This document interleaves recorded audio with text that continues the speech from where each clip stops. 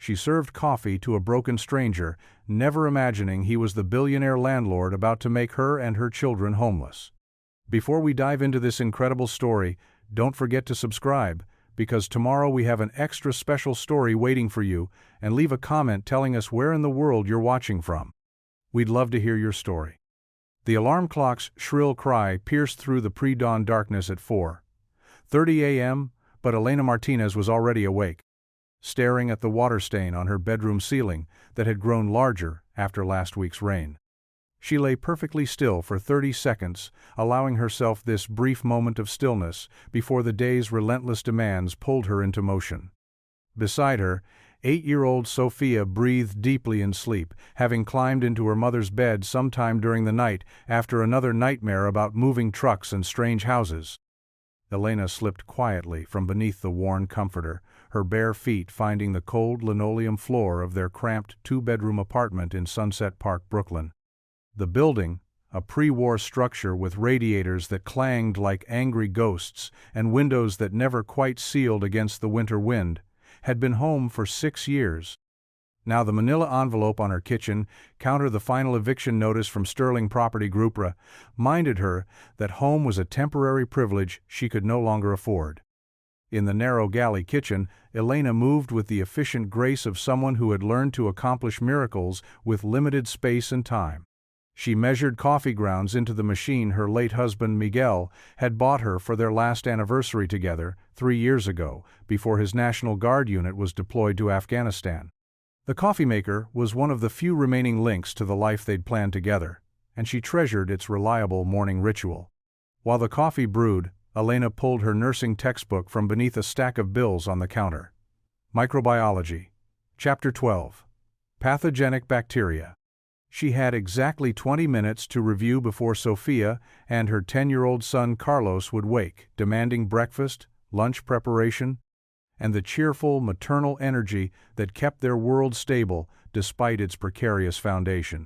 The apartment began to fill with the rich aroma of Colombian coffee, small luxury Elena allowed herself, buying the good beans and stretching them by making weaker batches. She opened her textbook, squinting in the dim light from the overhead fixture with its perpetually flickering bulb, and tried to focus on bacterial reproduction cycles, while mentally calculating whether the 47 in her checking account would cover school lunches for both children through Friday. "Mama?" Sophia's sleepy voice drifted from the bedroom. "Is it time to get up?" "Not yet, mi amor," Elena called softly. "Sleep a little more." But she heard the telltale sounds of her daughter's restless shifting, the way Sophia always woke when anxiety invaded her dreams. The 8-year-old had become increasingly clingy since the eviction notices began arriving, her child's intuition sensing the adult fears Elena tried desperately to hide. Elena's phone buzzed with a text from her manager at Corner Café. "Can you cover the morning shift for Jessica? She's sick again." Elena stared at the message, calculating. The extra shift would mean $12 more in tips, but it would also mean missing her online nursing lecture at 2 p.m. She was already behind in her coursework, the demands of working double shifts leaving little energy for studying medical terminology and pharmacology. She typed back, "Yes, I'll be there by 5:30. The sound of Carlos moving around in his bedroom prompted Elena to close her textbook and begin the morning choreography that kept their household functioning. She pulled eggs from the refrigerator, noting they had 4 left, enough for today, but tomorrow would require creativity. In the cabinet, she found oatmeal and began preparing breakfast while mentally rehearsing the conversation she would need to have with Mrs. Patterson, their elderly neighbor, about watching the children after school, while Elena worked her second shift. "Morning, Mama," Carlos said, appearing in the kitchen doorway with his hair sticking up at impossible angles. At 10, he had inherited his father's serious dark eyes and Elena's determination, but lately she noticed him studying her face with an intensity that reminded her too much of an adult assessing a crisis. "Buenos dias, mi niño," Elena replied, ruffling his hair as she set a bowl of oatmeal before him. "Remember, math club meets after school today. Mrs. Patterson will walk you and Sophia home afterward." Carlos nodded, but Elena caught the flicker of concern in his expression. "Mama, why do we have to move?" The question she'd been dreading hung in the air between them. Elena sat beside her son, choosing her words carefully. "Sometimes families have to find new places to live. It's not because we did anything wrong.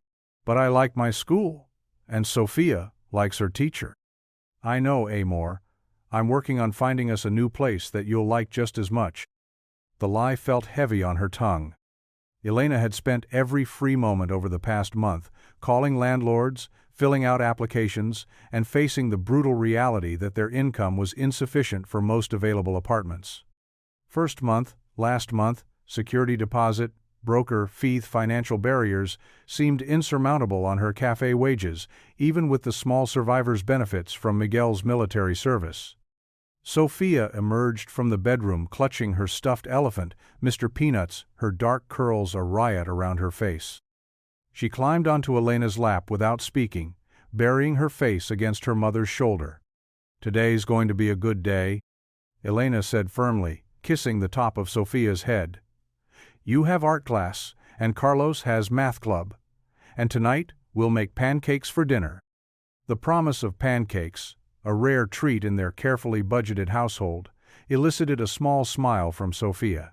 Elena held her daughter close, breathing in the scent of her strawberry shampoo, and made a silent vow that somehow, despite the eviction notice, despite the mounting bills, despite the impossible mathematics of their situation, she would keep her children safe and their world intact. 20 miles away, in Manhattan's Upper East Side, Alexander Sterling stood before the floor-to-ceiling windows of his corner office on the 47th floor, watching the sun rise over a city that seemed to grow more foreign to him each day. The view that had once represented achievement now felt like surveillance, the sprawling urban landscape, a constant reminder of the lives affected by every decision made within these glass towers. His reflection in the window showed a man who had aged a decade in the 6 months since Catherine's funeral. At 42, Alexander possessed the kind of refined attractiveness that came from good genetics, excellent health care, and personal trainers, but grief had carved new lines around his blue eyes and added gray to his dark hair. His custom-tailored suit, handmade in London, hung slightly loose on a frame that had shed 15 pounds since he'd stopped eating regular meals. Behind him, his assistant's voice penetrated his contemplation. "Mr. Sterling, the board meeting starts in 20 minutes. Should I prepare the Sunset Park files?" Alexander turned from the window, noting the fresh cup of coffee placed precisely on his desk beside the morning's reports. Jennifer had worked for him for 8 years, long enough to anticipate his needs before he articulated them, long enough to recognize the signs of his current struggle even when he tried to hide them.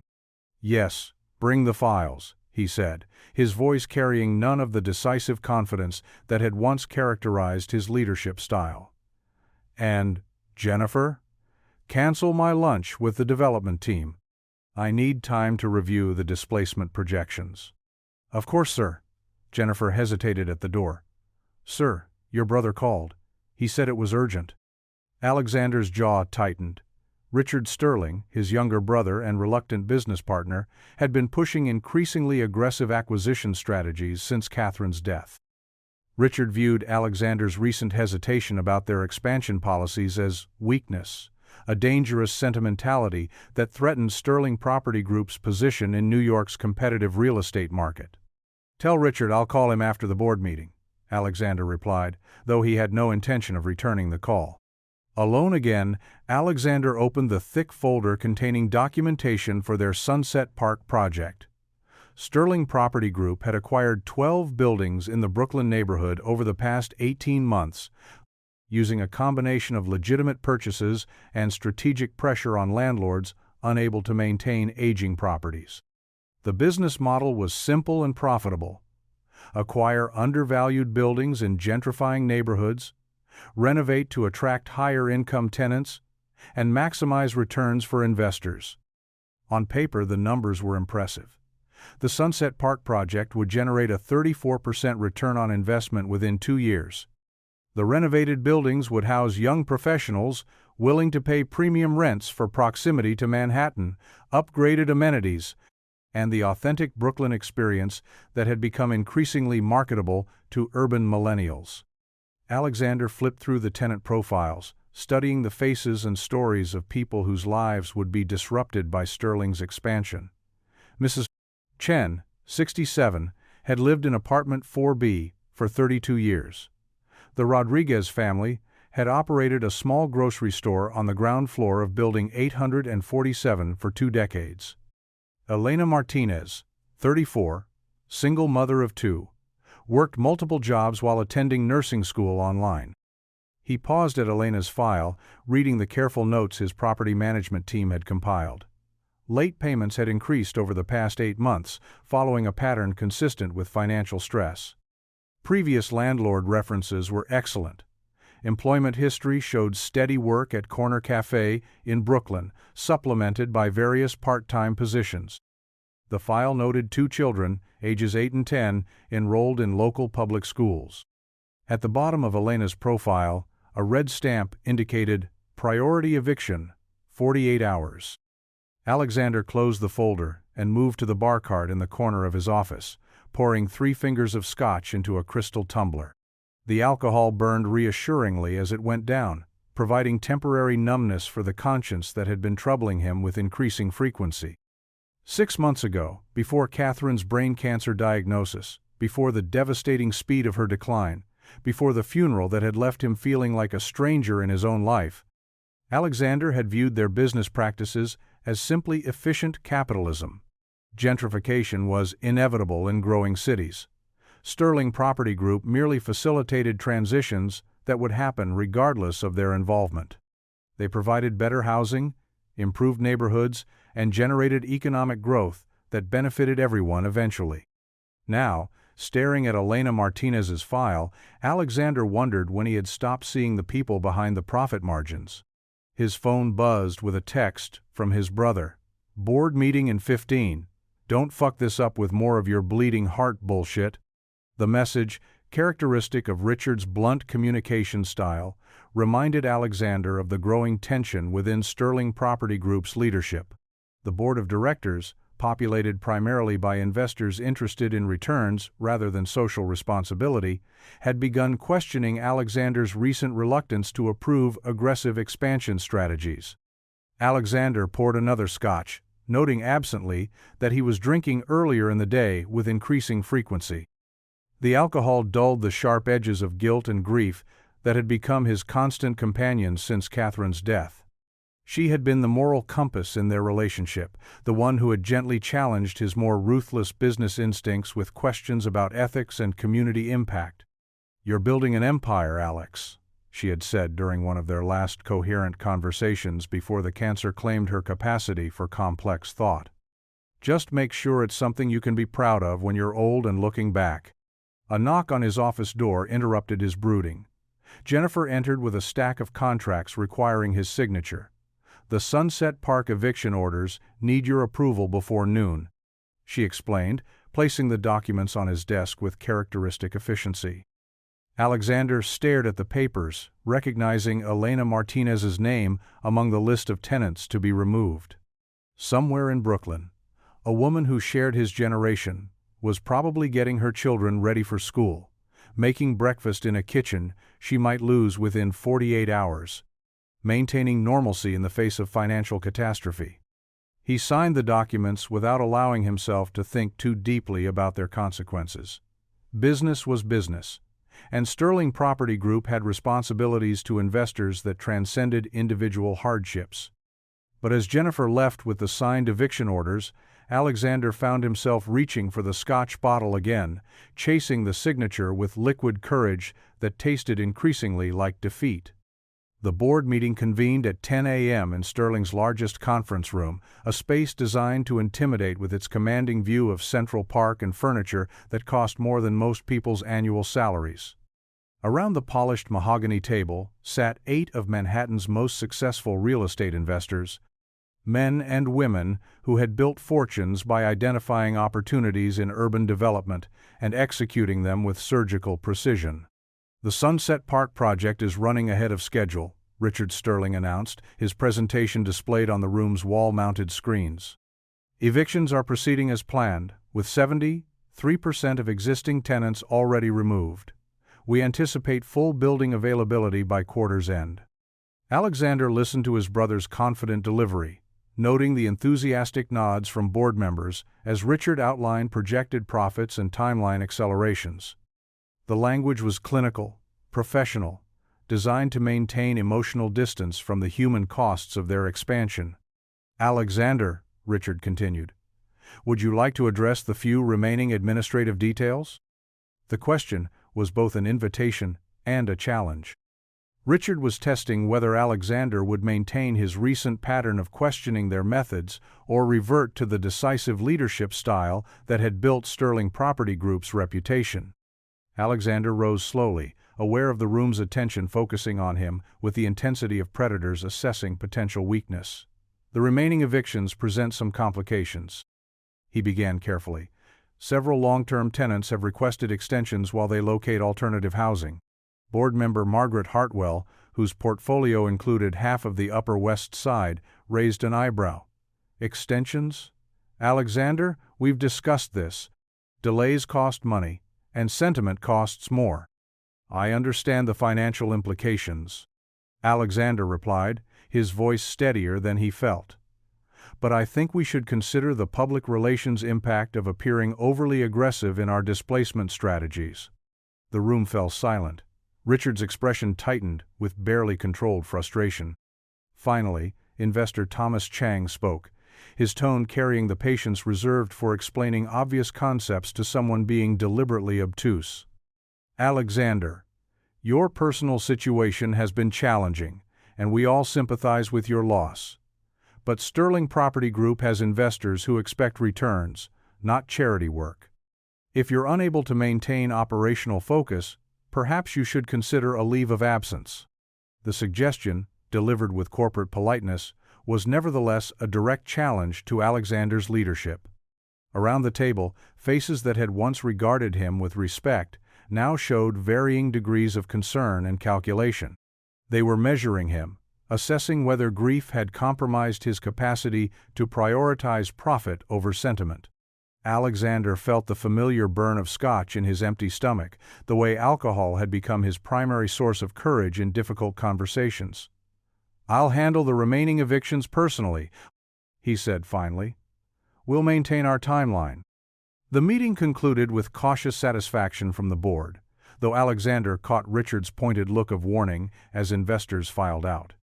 His brother lingered after the others left, closing the conference room door with deliberate care.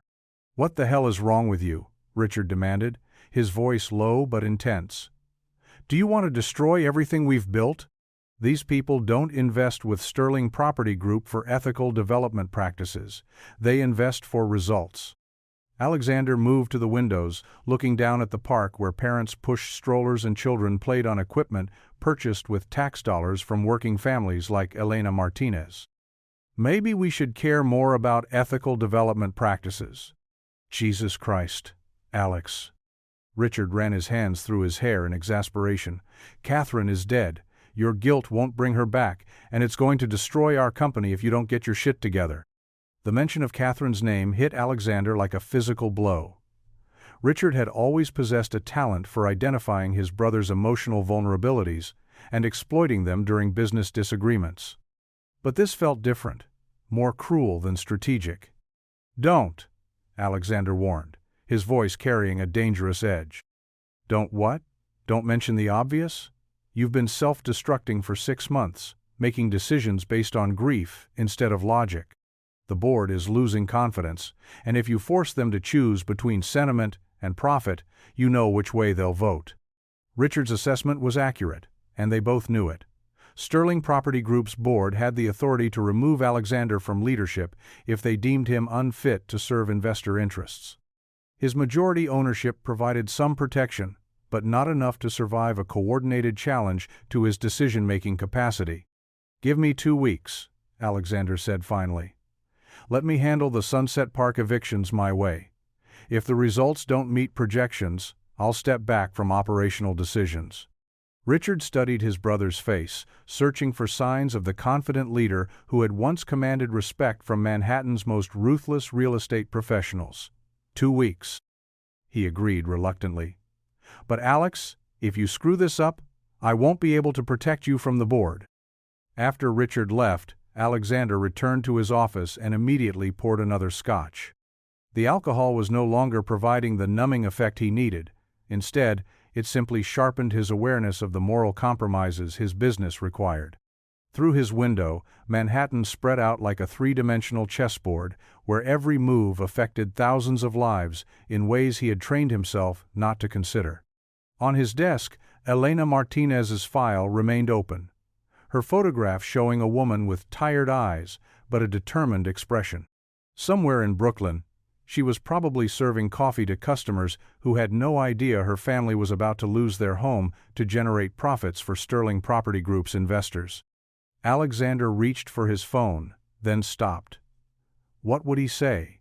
That he was sorry? That business was business? That her displacement was necessary for the greater good of urban development? Instead, he finished his scotch and tried to focus on the other files requiring his attention. But Elena Martinez's face remained visible in his peripheral vision, a reminder that some distances between profit and conscience, between business and humanity, were becoming increasingly impossible to bridge. As afternoon shadows began lengthening across his office, Alexander Sterling sat alone behind his desk, surrounded by the trappings of success that felt increasingly hollow. Somewhere in Brooklyn, Elena Martinez was probably finishing her shift at Corner Café, unaware that the man responsible for her family's displacement was struggling with his own kind of homelessness, the loss of moral direction that had left him a stranger in his own life. Neither could predict that their paths would intersect within hours, in a moment of unexpected vulnerability that would force both to confront the human cost of the systems they inhabited. Alexander's personal crisis was colliding with Elena's family emergency in ways that would challenge everything they thought they understood about power, compassion, and the possibility of redemption in an unforgiving city. The afternoon rain had turned Brooklyn streets into a maze of puddles and overflowing gutters by the time Alexander Sterling's black Mercedes pulled up to the curb outside Corner Café. He sat behind the wheel for several minutes, staring through rain-streaked windows at the modest establishment, with its hand-painted sign and mismatched outdoor furniture. The café looked nothing like the places he usually frequented. No valet service, no reservation system, no carefully curated clientele of Manhattan's elite. Alexander's hands trembled slightly as he reached for the manila envelope on the passenger seat. The return address bore the letterhead of Morrison, Pierce, Associates, the law firm Richard had hired without consulting him. Inside, legal documents outlined the dissolution of their business partnership, citing irreconcilable differences regarding corporate direction and fiduciary responsibility. The papers painted Alexander as mentally unstable, emotionally compromised by grief, and no longer capable of making sound business decisions. His brother had moved faster than Alexander had anticipated. Richard's legal team had already secured support from 3 board members, enough to force a vote of no confidence if Alexander didn't voluntarily step aside. The partnership agreement they had signed years earlier, during better times when trust between brothers seemed unshakable, now provided Richard with the leverage to destroy everything Alexander had built. The rain intensified, drumming against the car's roof with increasing urgency.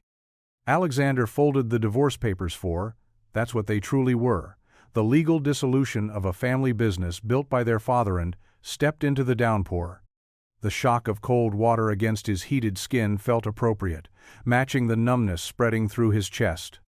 Corner Café's interior embraced him with warmth and the rich aroma of fresh coffee. The space was small and unpretentious, with worn wooden floors, mismatched chairs, and local artwork covering walls that needed repainting.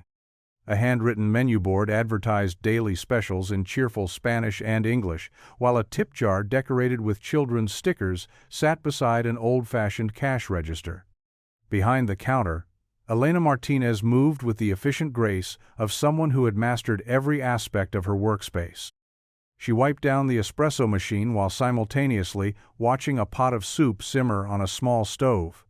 Her dark hair pulled back in a practical ponytail that had worked loose during her shift. Even in her simple black apron and café uniform, she possessed a natural elegance that had nothing to do with designer clothing or professional styling. "Good afternoon," Elena called warmly as Alexander entered, noting his expensive suit and obvious distress. "What can I get you today?" Alexander approached the counter slowly, the legal documents clutched in his white-knuckled fist. "Coffee," he managed, his voice rougher than intended. "Something strong." Elena studied his face with the instinctive assessment of someone accustomed to reading people's emotional states. His expensive clothes couldn't hide the devastation in his blue eyes, or the way his shoulders carried invisible weight. She had seen this expression before in her own mirror, during the darkest days after Miguel's death. "Colombian dark roast," she suggested gently. "It's my personal favorite when life feels overwhelming." The kindness in her voice, offered without judgment or expectation, nearly undid Alexander's fragile composure. He nodded mutely, sinking into a corner booth with cracked vinyl seats that had been repaired with careful patches of mismatched material. Elena prepared his coffee with deliberate care, using their best beans despite his order being the cheapest item on the menu. She added a splash of cream without being asked, somehow intuiting that he needed comfort more than caffeine. When she approached his table, Alexander was staring at the legal documents spread before him like evidence in a trial. "Here you go," Elena said softly, setting the coffee down along with a small plate containing a homemade cookie. "The cookie's on the house." Everyone needs something sweet when they're processing difficult news. Alexander looked up, surprised by her perceptiveness. "How did you know?" "Bad news has a particular look," Elena replied, settling into the seat across from him without invitation. The café was empty, except for an elderly man reading a newspaper by the window, and her instincts told her this stranger needed human connection more than professional distance. Plus, people don't usually read legal documents in coffee shops, unless something significant has happened. The simplicity of her observation made Alexander laugh, a sound that emerged as half bitter, half grateful. "My brother is taking my company away from me." "Our company, technically, but he's found a way to make it his alone." Elena nodded with understanding that surprised him. Family and business can be a dangerous combination. When money gets involved, relationships change in ways you never expect. "You sound like you speak from experience." "My late husband's family blamed me when he enlisted," Elena admitted, her fingers tracing patterns on the worn table surface. "They thought I should have stopped him, that I was somehow responsible when he didn't come home. Money and grief make people cruel sometimes." Alexander studied her face, noting the sadness that lingered behind her composed expression. "I'm sorry for your loss. How long ago?" 3 years. "The kids and I are still figuring out how to be a family without him." Elena's voice carried the matter-of-fact tone of someone who had learned to speak about tragedy without drowning in it. "Some days are harder than others, but we keep moving forward because stopping isn't an option." The rain continued its assault against the café's windows, creating a cocoon of intimacy around their conversation.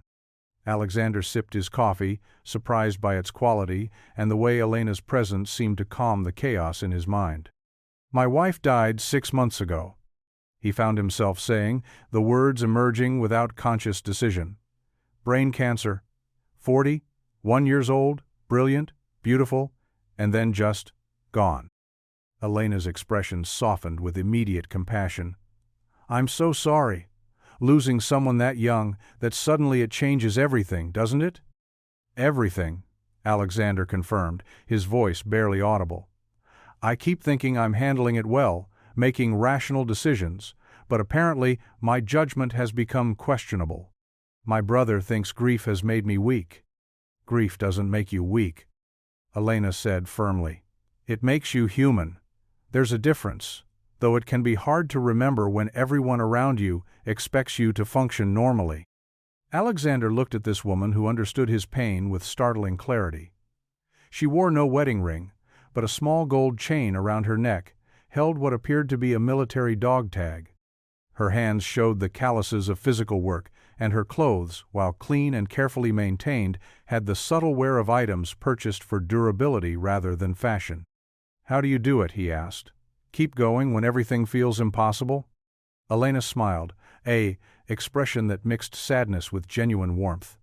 "You find something bigger than your own pain to focus on. For me, it's my children.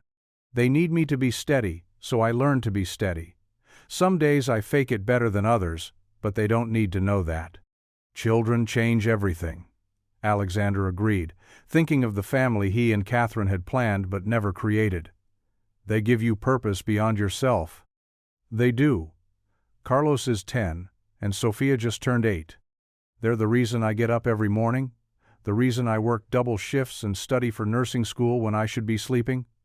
Elena's voice carried deep affection despite her exhaustion. "What about you? Do you have children?" Alexander shook his head. "We wanted them, but Catherine's diagnosis came before we had the chance. Now it's just me, and I'm discovering I'm not very good at being alone." The conversation settled into comfortable silence as both absorbed the weight of shared loss. Outside, the rain began to ease, but neither seemed eager to break the unexpected connection they had formed. "Can I ask you something?" Elena said eventually. "What kind of business are you in? You mentioned your brother taking your company." Alexander hesitated, reluctant to shatter the honesty between them with the reality of his corporate identity. "Real estate development. We acquire properties and renovate them for higher-income tenants." "Gentrification," Elena said without judgment, though something shifted in her expression. "That's happening all over this neighborhood. Families who've lived here for generations are being priced out." "It's more complicated than that," Alexander began, then stopped. Was it really, or had he simply become skilled at justifying the human cost of profit? "Actually, maybe it isn't complicated. Maybe I've been telling myself it's complicated to avoid facing what we actually do." Elena studied his face with new interest. "You're questioning your business practices because of your wife's death?" "She used to ask me questions about our projects that I couldn't answer well, whether we were helping communities or just making money off their displacement. I thought her concerns were naive, but lately—" Alexander gestured helplessly. "Lately, I think she might have been the only one seeing clearly." "Grief has a way of stripping away the comfortable lies we tell ourselves," Elena observed. "Maybe your brother isn't wrong about your judgment being affected, maybe it's just being corrected." The insight hit Alexander with unexpected force. He had been viewing his recent moral doubts as weakness, evidence of emotional instability that undermined his leadership. But Elena's perspective reframed his questioning as clarity rather than confusion, growth rather than decline. "You're very wise for someone so young," he said. Elena laughed, the sound genuinely amused. 34 isn't that young, and poverty teaches wisdom fast. When you're responsible for other people's survival, you learn to see situations clearly because pretty lies are luxuries you can't afford." 34, Alexander repeated, realizing they were nearly the same age despite the vast differences in their circumstances. "I'm 42, and I feel like I'm just beginning to understand how the world actually works." "Money can insulate you from certain realities," Elena said gently. "That's not necessarily your fault, but it becomes your responsibility when you recognize it." Before Alexander could respond, the cafe door chimed with new arrivals. 2 children burst through the entrance, their school backpacks dripping from the rain and their faces bright with the energy of completed school days. "Mama!" the younger child called, a girl with dark curls escaping from braided pigtails. She rushed toward Elena with the unguarded affection that only children possess. "Hola, mi amor," Elena replied, standing to embrace her daughter. "How was school today?" "Mrs. Rodriguez, let me feed the class hamster, and I got a gold star on my spelling test," Sophia announced. Then noticed Alexander sitting at their table. "Oh, hello." The older child, a boy with serious dark eyes and his mother's composed demeanor, approached more cautiously. "Mom, who's your friend?" Elena glanced at Alexander with slight embarrassment. "I'm sorry, I never asked your name." "Alex," he replied quickly, instinctively offering the shortened version he hadn't used since college. "It's nice to meet you both." "I'm Sophia," the girl announced proudly. "And this is my big brother Carlos. Are you sad? You look like you might be sad." The directness of the question, delivered with a child's complete lack of filter, made Alexander smile despite his emotional turmoil. "I am a little sad today, Sophia. Thank you for asking." "Mama makes the best coffee when people are sad," Sophia informed him seriously. "And sometimes she has cookies, but only if you're really, really sad." "Sophia," Elena gently corrected, "remember what we discussed about personal questions." "It's okay," Alexander assured her. "She's right, your mother did give me coffee and a cookie, and it helped very much." Carlos studied Alexander with the analytical intensity of a child who had learned to assess adult emotional states for his own security. "Are you new to the neighborhood? I haven't seen you before." "I don't live around here," Alexander admitted. "I just needed somewhere quiet to think." "This is a good place for thinking," Carlos agreed. "Mama lets us do homework here sometimes when Mrs. Patterson can't watch us. The coffee smell helps with concentration." Elena moved behind the counter to prepare hot chocolate for the children, her movements efficient despite the cafe's cramped workspace. "5 minutes to finish your drinks, then we need to get home. I have studying to do before my evening shift." "You work 2 jobs?" Alexander asked, processing this information with growing concern. "3, technically," Elena replied without self-pity. "The cafe, weekend, catering for a local restaurant, and online tutoring when I can fit it in, plus nursing school classes 3 evenings a week." The mathematics of Elena's schedule seemed impossible. Alexander tried to imagine maintaining such a pace while raising 2 children alone, studying for a demanding program, and dealing with financial stress. His own complaints about business pressures suddenly felt absurdly privileged. "Mama's going to be a nurse," Sophia announced proudly, climbing onto the chair beside Alexander. "She's going to help sick people feel better." "That's a wonderful goal," Alexander said sincerely. "How much longer do you have in school?" 18 months if I can maintain my current course load," Elena replied, serving hot chocolate to her children. 2 years if I need to reduce my class schedule for work reasons." The phrase, "work reasons," carried unspoken weight. Alexander recognized the euphemism for financial crisis, the way people described economic survival without admitting desperation. Carlos sipped his hot chocolate thoughtfully. "Mr. Alex, do you have children?" "No, I don't." "That's sad," Sophia declared with characteristic bluntness. "Children make everything better, even when grown-ups are worried about money or work." Elena's expression tightened slightly at her daughter's observation. "Sophia, drink your chocolate. We need to leave soon." But Alexander found himself genuinely interested in these children, who carried themselves with remarkable poise despite their obvious challenges. "What's your favorite subject in school, Carlos?" "Mathematics and science. I want to study engineering when I'm older, maybe build bridges or design buildings that don't hurt the environment." "And you, Sophia?" "Art and reading. I want to write stories about brave girls who help their families." Sophia's expression grew suddenly serious. "Mama says brave girls can do anything if they work hard and don't give up." The wisdom embedded in Elena's parenting philosophy impressed Alexander. Despite their economic struggles, these children possessed confidence and optimism that spoke to exceptional mothering under extraordinary pressure. "Your mama is very smart," Alexander told them. "You're lucky to have her." "We know," Carlos replied, matter-of-factly. "She takes care of everything, so we don't have to worry." But Alexander caught the brief shadow that crossed Elena's face at her son's trusting words. The burden of maintaining that illusion of security was etched in the fine lines around her eyes and the way she moved with constant purposeful urgency. As the children finished their drinks, Elena began the evening routine of gathering backpacks, checking homework assignments, and mentally organizing the logistics of dinner, bedtime, and her own academic responsibilities.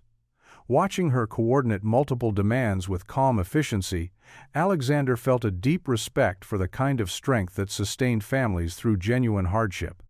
"Thank you," he said suddenly, standing as Elena prepared to leave. "For the coffee, the conversation, and the reminder that some problems are more important than others."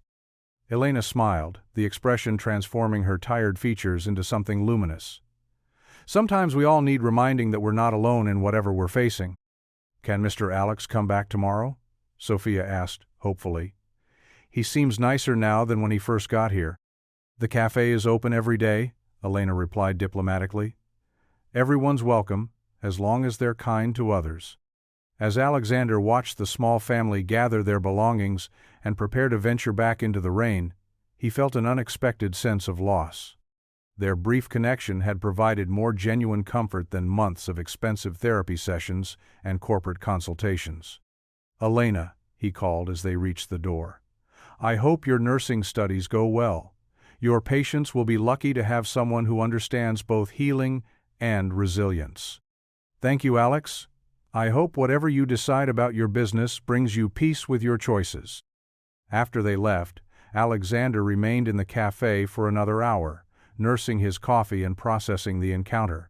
Elena Martinez had finally learned her full name from her children's casual conversation, had offered him something he hadn't realized he was desperately seeking: authentic human connection without agenda or expectation. Her wisdom about grief, purpose, and moral clarity had provided more insight than all the business advisors and therapists he had consulted since Catherine's death. But more than her advice, Elena's living example of grace under pressure had shown him what real strength looked like. As Alexander finally prepared to leave Corner Café, he left a $20 bill on the table for a $3 coffee, hoping Elena would find it after her evening shift. The gesture felt inadequate given what she had given him, but it was a small acknowledgement of value received. Walking back to his car, through Brooklyn's quieting streets, Alexander carried with him the memory of Sophia's direct compassion, Carlos's serious intelligence, and Elena's extraordinary ability to find hope in circumstances that would have broken lesser spirits. He had entered Corner Café as a broken man, questioning his identity and purpose. He left with the beginning of clarity about who he wanted to become. Neither Alexander nor Elena could have predicted that their chance encounter would transform both their lives in ways that reached far beyond a single afternoon's conversation. The connection they had formed, built on shared vulnerability and mutual recognition of loss, would soon be tested by revelations that challenged everything they thought they understood about justice, power, and the possibility of redemption. As Elena helped her children with homework in their small apartment that evening, she found herself thinking about the sad stranger who had stumbled into her workplace carrying pain she recognized. And miles away in Manhattan, Alexander Sterling sat in his empty penthouse, reviewing legal documents that would determine his professional future while thinking about a woman whose strength had reminded him what courage actually looked like. Elena's hands trembled as she stared at the manila envelope that had been slipped under her apartment door sometime during the night. The return address bore the official letterhead of Sterling Property Group in embossed letters that seemed to mock her with their elegant font. She had been expecting this final notice, the 48-hour ultimatum that would end her family's tenancy, but seeing it made the abstract threat devastatingly real. Inside the envelope, legal documents written in the cold language of eviction proceedings outlined her family's fate with bureaucratic precision. Final notice of eviction proceedings. Tenant Elena Martinez, Unit 3B, 847 Pacific Street, Brooklyn, NY 11238. Outstanding balance: $3,240. 7.83. Vacate premises within 48 hours or face legal action and forcible removal. The signature at the bottom of the document stopped her cold. Alexander Sterling, Chief Executive Officer. Elena sank onto her small kitchen chair, the paper shaking in her hands as she processed the impossible coincidence. Alexander Sterling, Alex. The broken man who had shared coffee and conversation with her just yesterday, who had spoken about his wife's death and his moral struggles with his business practices. was the same person orchestrating her family's displacement. She pulled out her phone with fingers that had gone numb, typing Alexander Sterling Property Group into the search engine. The screen filled with images of the man she had comforted in her cafe, professional headshots showing him in expensive suits, articles about his company's aggressive expansion into Brooklyn neighborhoods, society pages featuring him at charity galas and real estate industry events. The most recent article, dated 3 months earlier, profiled Sterling Property Group's Sunset Park initiative. Sterling's innovative approach to urban renewal, the business journalist had written, transforms underutilized properties into premium housing for young professionals seeking authentic Brooklyn living experiences. Underutilized properties. Elena stared at the euphemism, understanding with crystalline clarity that her building her home had been reduced to a line item in someone's profit calculations. The families being displaced, the community being fractured, the children being forced to change schools. All of it was simply the cost of doing business in Alexander Sterling's world. She scrolled through more articles, each one revealing additional layers of the empire Alex had inherited and expanded. Sterling Property Group owned over 200 buildings across Brooklyn and Queens, having acquired most through a combination of strategic purchases and pressure tactics that forced out existing tenants. The company specialized in what industry publications euphemistically called value optimization, buying buildings with long-term, rent-stabilized tenants and converting them to market-rate luxury apartments. A photograph from a recent real estate conference showed Alexander Sterling accepting an award for Innovation in Urban Development. In the image, he stood confidently at a podium, smiling for cameras while holding a crystal trophy. The man in the photograph bore little resemblance to the broken stranger who had sought refuge in her cafe, but the eyes were unmistakably the same. Elena's phone buzzed with a text from her manager. "Can you cover lunch shift today?" Rosa called out sick. Under normal circumstances, Elena would have immediately accepted the additional hours and income. Now, she stared at the message, while processing the surreal reality that she had provided comfort to the man responsible for her family's impending homelessness. "Can't today," she typed back. "Family emergency." The response was immediate. "Everything okay? You never turn down shifts." Elena couldn't begin to explain the complexity of her situation. Instead, she typed, "Need to find new housing, we'll call later." With her children at school, Elena spread the eviction documents across her kitchen table alongside her laptop, determined to understand exactly what legal options remained. The more she researched Sterling Property Group's methods, the more sophisticated their displacement strategy appeared. They had mastered the art of legal eviction, using technical violations and financial pressure to remove tenants without triggering the protections designed to prevent harassment. According to tenant advocacy websites, Sterling Property Group had perfected a 3-phase approach. First, they acquired buildings with below-market rents. Second, they cited minor maintenance issues or lease technicalities to justify eviction proceedings. Third, they renovated and re-leased units at triple the previous rent. The process was entirely legal, ruthlessly efficient, and devastating for families without resources to fight back. Elena found her own building listed among Sterling's recent acquisitions, purchased 8 months earlier for $2.3 million. The property records showed that the previous owner, Mrs. Kowalski, had been struggling to maintain the aging building when Sterling's acquisition team approached with an offer she couldn't refuse. Within weeks of the sale, eviction notices had begun arriving for tenants whose rent payments didn't meet Sterling's profitability thresholds. The cruelest irony wasn't lost on Elena. While she had been serving coffee and offering comfort to Alexander Sterling, he had been signing the legal documents that would make her family homeless. She picked up her phone, then set it down again. What would she say? That their conversation had meant something to her? That she had thought he was genuinely questioning his business practices? That she had been foolish enough to believe a wealthy stranger's moment of vulnerability represented genuine moral awakening? Instead, Elena opened a new browser tab and began searching for emergency housing assistance. The New York City shelter system had a waiting list of over 60 families. Temporary housing programs required documentation and processing time she didn't have. Most landlords demanded first month, last month, security deposit, and broker fees, financial barrier of 8,000 to 12,000 for even modest apartments. Her savings account held $127.34. Elena closed her laptop and moved to the window, looking down at Pacific Street, where her children played with neighborhood friends every afternoon. Carlos had learned to ride his bike on this sidewalk. Sophia had drawn chalk murals on these concrete steps every summer since she was old enough to hold the colored sticks. Their entire community existed within a 4-block radius: school, library, bodega, the small park where weekend soccer games brought together families from Guatemala, Puerto Rico, and Mexico. In 48 hours, all of it would be lost. The sound of her apartment buzzer interrupted her brooding.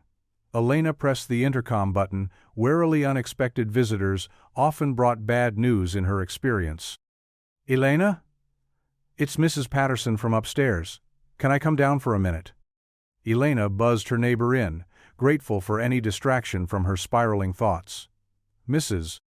Patterson, a 73-year-old retired teacher who had become an unofficial grandmother to Carlos and Sophia, appeared at Elena's door carrying a plate of homemade cookies and an expression of determined concern.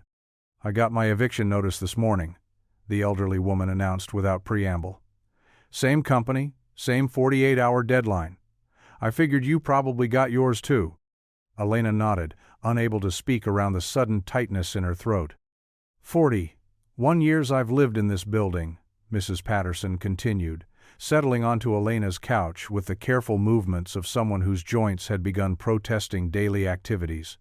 "Raised 3 children here, buried my husband from this address, and now some corporation wants to throw me out because I can't afford to pay triple my rent." "What are you going to do?" Elena asked, though she suspected the answer would mirror her own limited options. "My daughter in New Jersey says I can stay with her family temporarily, but 3 kids in a 2-bedroom apartment." Mrs. Patterson shook her head. "It's not a permanent solution. What about you and the children?" Elena had avoided this question all morning, afraid that speaking her fears aloud would make them more real. "I don't know yet. I'm researching options, but honestly, I don't have enough money for deposits on a new place, and the shelter system has waiting lists." Mrs. Patterson reached across the small space between them and squeezed Elena's hand. "There's a community meeting tonight at St. Mark's Church. Other families from the building, plus neighbors from the Rodriguez family's building 2 blocks over. They got bought by the same company 6 months ago. Maybe together we can figure out some kind of response." After Mrs. Patterson left, Elena sat alone in her apartment, surrounded by the life she and Miguel had built together. Wedding photos smiled down from the mantelpiece, showing a young couple full of dreams and plans. Miguel's medals sat in a frame beside them, along with the folded flag from his military funeral. Carlos's school art projects covered the refrigerator, while Sophia's collection of stuffed animals occupied every available surface in the small living room. How did you explain to an 8-year-old that her stuffed elephant collection wouldn't fit in a homeless shelter? How did you tell a 10-year-old honor student that he might have to change schools because his mother couldn't afford the rent anymore? Elena began the heartbreaking process of mental triage, calculating what they could carry and what would have to be left behind.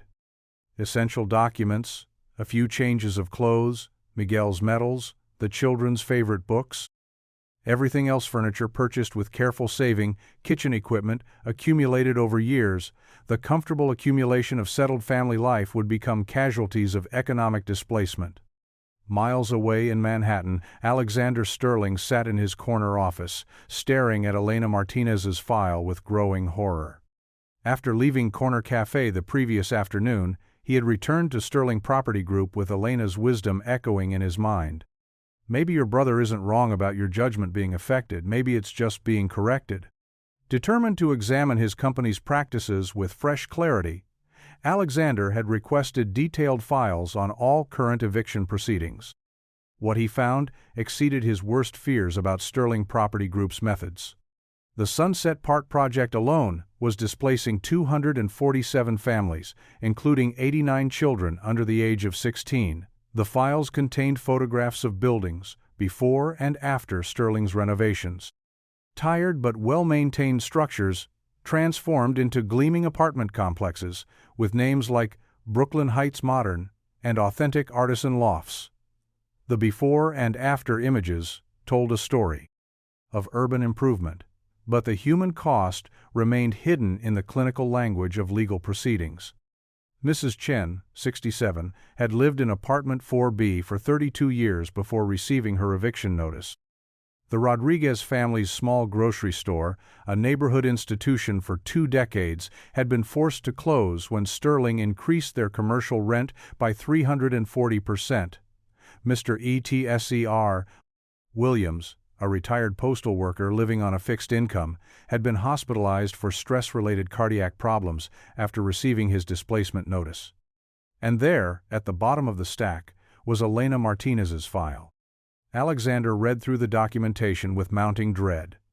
Late payments beginning 8 months ago, coinciding with increased hours at nursing school. Previous landlord references describing her as an exemplary tenant who had never missed a payment before her husband's death.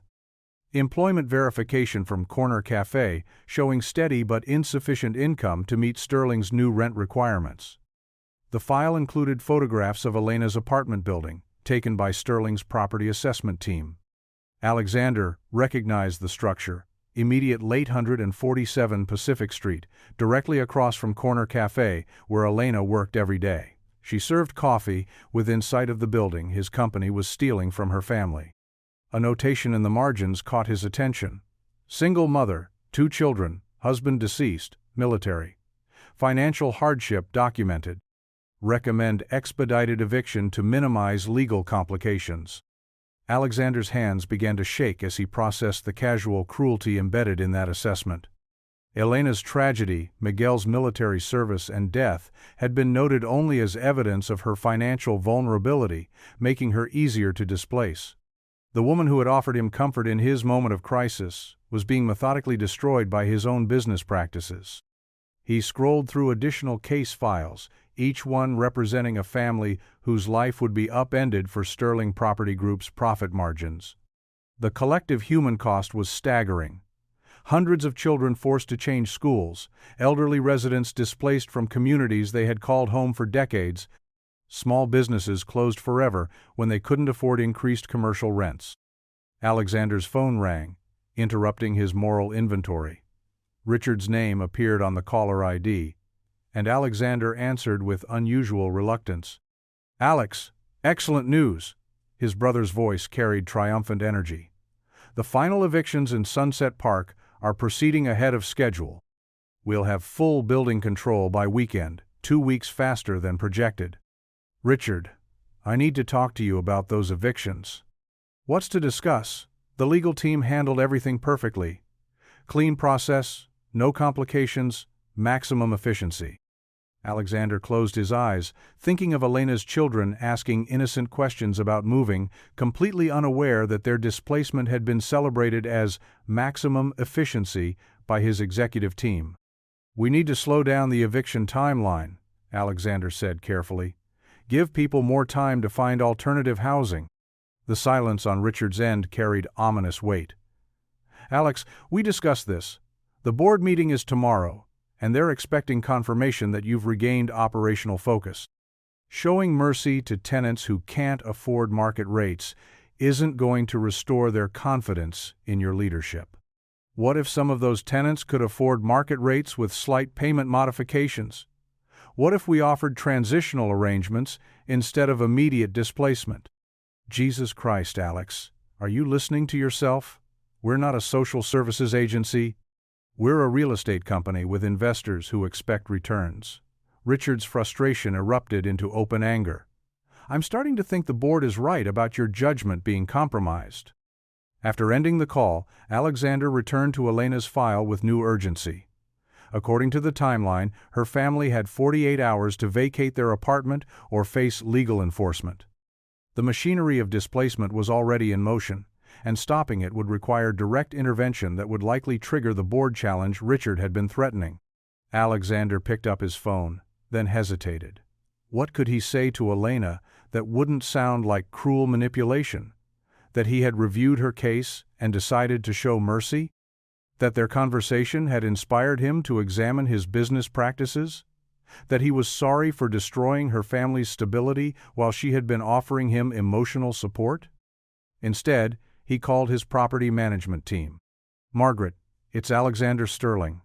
I need you to halt all eviction proceedings in the Sunset Park project, effective immediately. Sir, we have legal deadlines that can't be extended without court approval, and most of these cases are already in final stages. Find a way to extend them, technical delays, paperwork complications, whatever legal mechanisms we have available. I need time to review our displacement policies. Mr. Sterling, your brother specifically instructed us to maintain the current timeline. He said any delays would affect the project's profitability and investor confidence." Alexander felt the familiar weight of corporate pressure, the way business systems resisted individual conscience. "I'm the CEO of this company, Margaret. Halt the evictions pending my review. If Richard has concerns, he can discuss them with me directly." After ending the call, Alexander sat in his office as afternoon shadows lengthened across Manhattan. Through his windows, the city spread out like a complex organism where millions of lives intersected in ways both visible and hidden. Somewhere in that vast network of human activity, Elena Martinez was probably preparing her children for homelessness while maintaining the illusion of maternal strength that kept their world stable. The irony cut deep. While Elena had been offering him wisdom about purpose beyond personal pain, he had been implementing policies that created exactly that kind of suffering for families like hers. Her insights about finding meaning and responsibility for others had inspired him to question his business practices, but those same practices were destroying the life she had built with careful determination. Alexander's computer chimed with an email from his legal team, copying him on correspondence regarding the Sunset Park evictions. The subject line read, "Elena Martinez, final notice served, compliance deadline 48 hours." He opened the email, finding a scan of the eviction notice that had been delivered to Elena's apartment. His own signature appeared at the bottom of the document, authorizing the displacement of the woman who had reminded him what human compassion looked like. As evening fell over Manhattan, Alexander Sterling remained in his office, surrounded by files documenting his company's systematic displacement of working families. Each case represented a moral choice he had delegated to property managers and legal teams, allowing the machinery of profit to operate without his direct moral engagement. Elena Martinez's file lay open on his desk, a reminder that business decisions had human faces and that the distance between boardroom and community cafe was smaller than he had ever imagined. The woman who had offered him hope in his darkest moment was about to lose everything because of policies bearing his signature and authority. Meanwhile, in Brooklyn, Elena finished her research into emergency housing options and began the practical preparations for homelessness. She gathered important documents into a waterproof folder, sorted through the children's belongings to identify what they could carry, and mentally rehearsed how she would explain their situation without causing panic. The community meeting at St. Mark's Church would begin in 2 hours. Elena hoped to find other families willing to organize some kind of response to Sterling Property Group's displacement strategy. But even if they managed to coordinate legal challenges or media attention, she knew the timeline made victory unlikely. In less than 48 hours, sheriff's deputies would arrive with legal authority to remove her family from their home. Elena looked around their small apartment one more time, memorizing details she would carry with her regardless of where they ended up.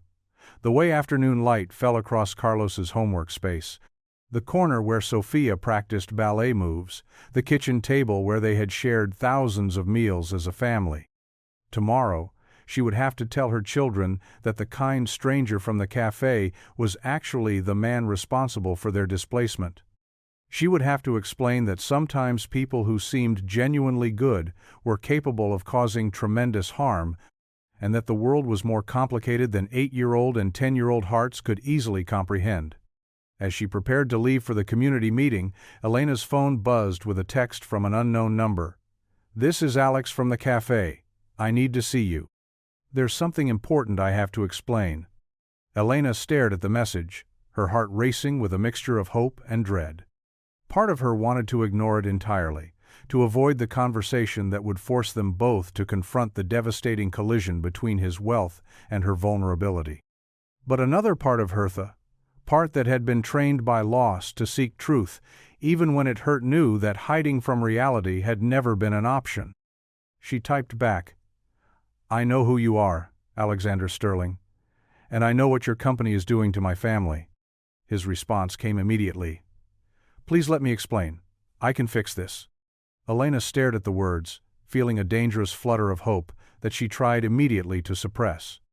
Men like Alexander Sterling didn't fix situations for women like her, they fixed situations for themselves, finding ways to maintain their moral comfort while preserving their profitable systems. But as she gathered her coat and prepared to leave for the community meeting, Elena found herself responding, "Corner Café. Tomorrow morning. 7 a.m. Before my children wake up." The message sent, Elena turned off her phone and headed into the Brooklyn evening, carrying with her the weight of eviction notices, the fragile hope of community solidarity, and the terrible knowledge that the man who had touched her heart with his vulnerability was the same person whose signature could destroy her family's future. Neither Elena nor Alexander could predict how their next conversation would unfold, but both understood that 48 hours remained before legal machinery would make their personal connection irrelevant. In a city where power and poverty existed in close proximity but rarely touched, fate had forced them into a confrontation that would test everything they believed about justice, redemption, and the possibility of bridging the distances that separated their worlds. Elena's story began 23 years earlier in a cramped studio apartment in East Harlem, where the sound of salsa music from the bodega below competed with her mother's sewing machine that ran late into the night. Carmen Martinez worked as a seamstress in the garment district, her fingers moving with mechanical precision across endless yards of fabric, while her 11-year-old daughter completed homework at a card table that served as both dining surface and desk. "Mija, education is the only inheritance I can give you," Carmen would say in the mixture of Spanish and English that marked their household conversations. "Your father's family had land in El Salvador, but here we have only what we can earn with our minds and our hands." Elena's father, Roberto, drove a taxi 16 hours a day, navigating Manhattan's gridlocked streets while Elena rode beside him on weekends, absorbing his observations about the city's invisible hierarchies. "You see those buildings, Elena?" He would point toward the gleaming towers of Midtown. "The people who work there, they make decisions that change everything for families like ours. Someday, you will be inside those buildings, making decisions that help people instead of just making money." Roberto's faith in education bordered on religious devotion. He had completed only 6th grade before political violence forced his family to flee El Salvador, but he possessed an intellectual curiosity that transformed their small apartment into an informal academy. Every evening, after 14 hours behind the wheel, Roberto would review Elena's homework with the intensity of a university professor, asking questions that pushed her beyond memorization toward genuine understanding. "Why does this mathematical equation work?" he would ask, pointing to her algebra homework. "Don't just show me the answer, explain why the numbers behave this way." Elena learned to think critically by defending her academic choices to parents who viewed every assignment as preparation for a future they could imagine but had never experienced themselves. When she scored in the 99th percentile on standardized tests, Roberto celebrated by working extra shifts to pay for SAT preparation courses, while Carmen sewed late into the night to afford the application fees for colleges that seemed impossibly distant from their daily reality. Community college at 18 felt like a compromise born of financial necessity rather than academic limitation. Elena had been accepted to several four-year universities, but the scholarship offers weren't sufficient to cover living expenses for a family that depended on her part-time income. Hostos Community College in the Bronx, allowed her to contribute to household finances while pursuing her associate degree in liberal arts. Though she watched enviously as high school classmates departed for residential campuses and traditional college experiences, her parents' pride in her academic achievements was tempered by practical concerns about the gap between educational aspirations and economic reality.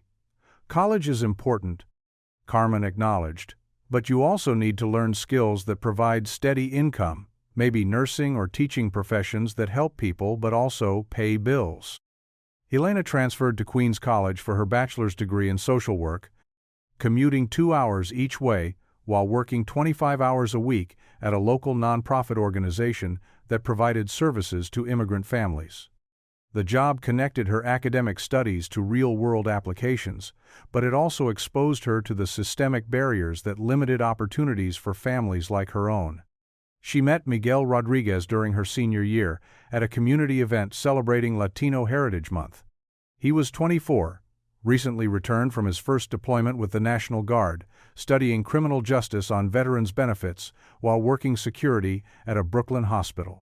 Their courtship developed slowly, built on shared values about family, service, and the responsibility that came with opportunities their parents had sacrificed to provide. "I want to be someone my daughters can be proud of," Miguel told her during one of their early dates as they walked through Prospect Park on a Sunday afternoon. "Someone who uses his education to make things better, not just easier for himself." They married 2 years after Elena's graduation, in a ceremony at St. Augustine's Church in the Bronx that brought together Miguel's Puerto Rican family and Elena's Salvadoran relatives in a celebration that lasted until dawn. The small apartment they rented in Sunset Park represented the first step toward the middle-class stability both their families had dreamed about but never achieved. Elena continued working with immigrant families while Miguel balanced his civilian job with National Guard obligations, both of them saving carefully toward the down payment on a small house where they could raise the children they planned to have. When Carlos was born, Elena took a brief maternity leave before returning to work, grateful for Carmen's willingness to provide childcare that kept their expenses manageable. Sophia's arrival 18 months later completed their family and triggered Elena's decision to return to school for her nursing degree. "Nurses make good money," she explained to Miguel, "and there will always be jobs helping people who are sick or hurt."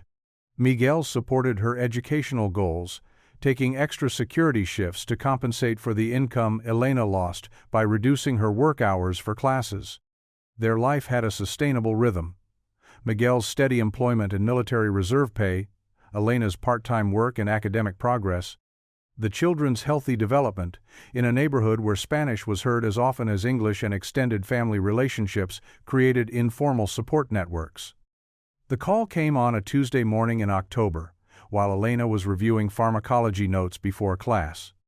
Miguel's National Guard unit was being deployed to Afghanistan for 12 months, with 6 weeks' notice for preparation and family arrangements. The news shattered their carefully constructed financial and emotional equilibrium, but Miguel's sense of duty made protesting the deployment impossible. "I took an oath," he reminded Elena when she suggested he could request a medical deferment for a minor knee injury sustained during training. "These men depend on each other, and I won't be the one who breaks that trust." Elena spent Miguel's deployment balancing single parenthood with accelerated nursing coursework, determined to complete her degree before his return. Carmen and Roberto provided essential support, but Elena carried the primary responsibility for maintaining the household routines that kept Carlos and Sofia stable during their father's absence. Miguel's letters from Afghanistan painted his deployment as routine peacekeeping work, but Elena could read the stress in his careful descriptions of daily life on the base. His Skype calls with the children were scheduled around military operations Elena wasn't supposed to know about, and his expressions during their video conversations carried shadows that hadn't been there when he left. The Army chaplain and notification officer arrived on Elena's doorstep on a gray February morning while the children were at school. Miguel's convoy had been struck by an improvised explosive device during what was supposed to be a routine supply run. He had died instantly, along with 2 other soldiers from his unit, 6 weeks before his scheduled return home. Elena's grief was compounded by financial panic. Miguel's life insurance would eventually provide some stability, but the immediate aftermath of his death brought a cascade of bureaucratic complications that threatened their housing, insurance coverage, and Elena's ability to continue her nursing program. Military death benefits required months of paperwork, while immediate expenses continued accumulating with ruthless precision. She took additional shifts at the hospital where she had been working part-time, grateful for supervisors who understood her situation and colleagues who covered responsibilities when grief made functioning impossible. Carmen and Roberto moved into Elena's spare bedroom temporarily, providing childcare that allowed Elena to maintain her work schedule while processing the emotional and administrative chaos of sudden widowhood. "Miguel wanted you to finish nursing school," Roberto reminded her, during the darkest weeks when Elena considered abandoning her education to focus on immediate survival. "He was proud of your determination to help other people. Don't let his sacrifice become meaningless." Elena completed her nursing degree 8 months after Miguel's funeral, graduating with honors despite the circumstances that had made studying seem impossible. The achievement felt hollow without Miguel to share it, but it represented security for Carlos and Sofia that no external crisis could threaten. Her first job as a registered nurse at Brooklyn Methodist Hospital provided steady income and health insurance, but the emotional demands of caring for critically ill patients while processing her own loss proved overwhelming. Elena found herself crying in supply closets between patient visits, triggered by scenes of family grief that mirrored her own recent experience. After 6 months, Elena transferred to a community health clinic that served predominantly Latino families, work that felt more sustainable because it focused on preventive care rather than crisis intervention. The position paid less than hospital nursing, but allowed her to use her bilingual skills and cultural understanding to help families navigate a healthcare system that often seemed designed to exclude them. The transition to clinic work coincided with Elena's recognition that her children were academically exceptional in ways that required special attention. Carlos demonstrated mathematical abilities that surpassed his elementary school curriculum, while Sofia's reading comprehension and artistic talents exceeded typical developmental markers for her age. Elena researched educational options with the same methodical intensity she had applied to nursing school, discovering that gifted children often struggled in traditional classrooms without appropriate intellectual stimulation. She advocated successfully for Carlos's placement in an accelerated mathematics program and arranged for Sofia to receive advanced reading materials through the school library. "Their father would have been amazed by how smart they are," Elena told Carmen one evening as they watched Carlos explain geometric concepts to Sofia using building blocks as visual aids.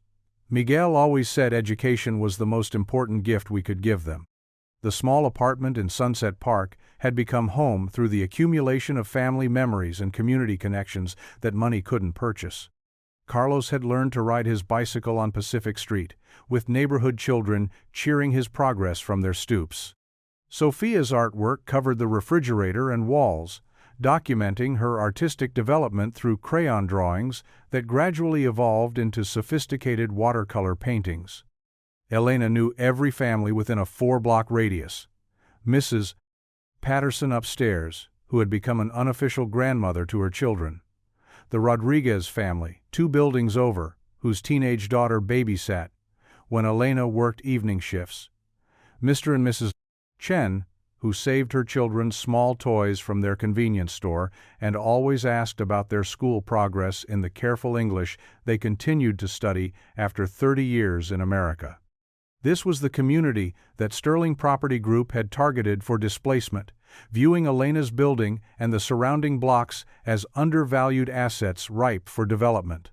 The human relationships that made the neighborhood function: informal childcare networks, small businesses that operated on credit and trust, elderly residents who provided neighborhood security through constant presence, appeared nowhere in Sterling's financial projections. Elena's community represented generational investment in place and relationships that couldn't be easily relocated. Mrs. Patterson had taught 3rd grade at the local elementary school for 37 years before retiring. She knew every family in the neighborhood and could trace the genealogies that connected children to grandparents, cousins, to extended families that spanned multiple apartment buildings.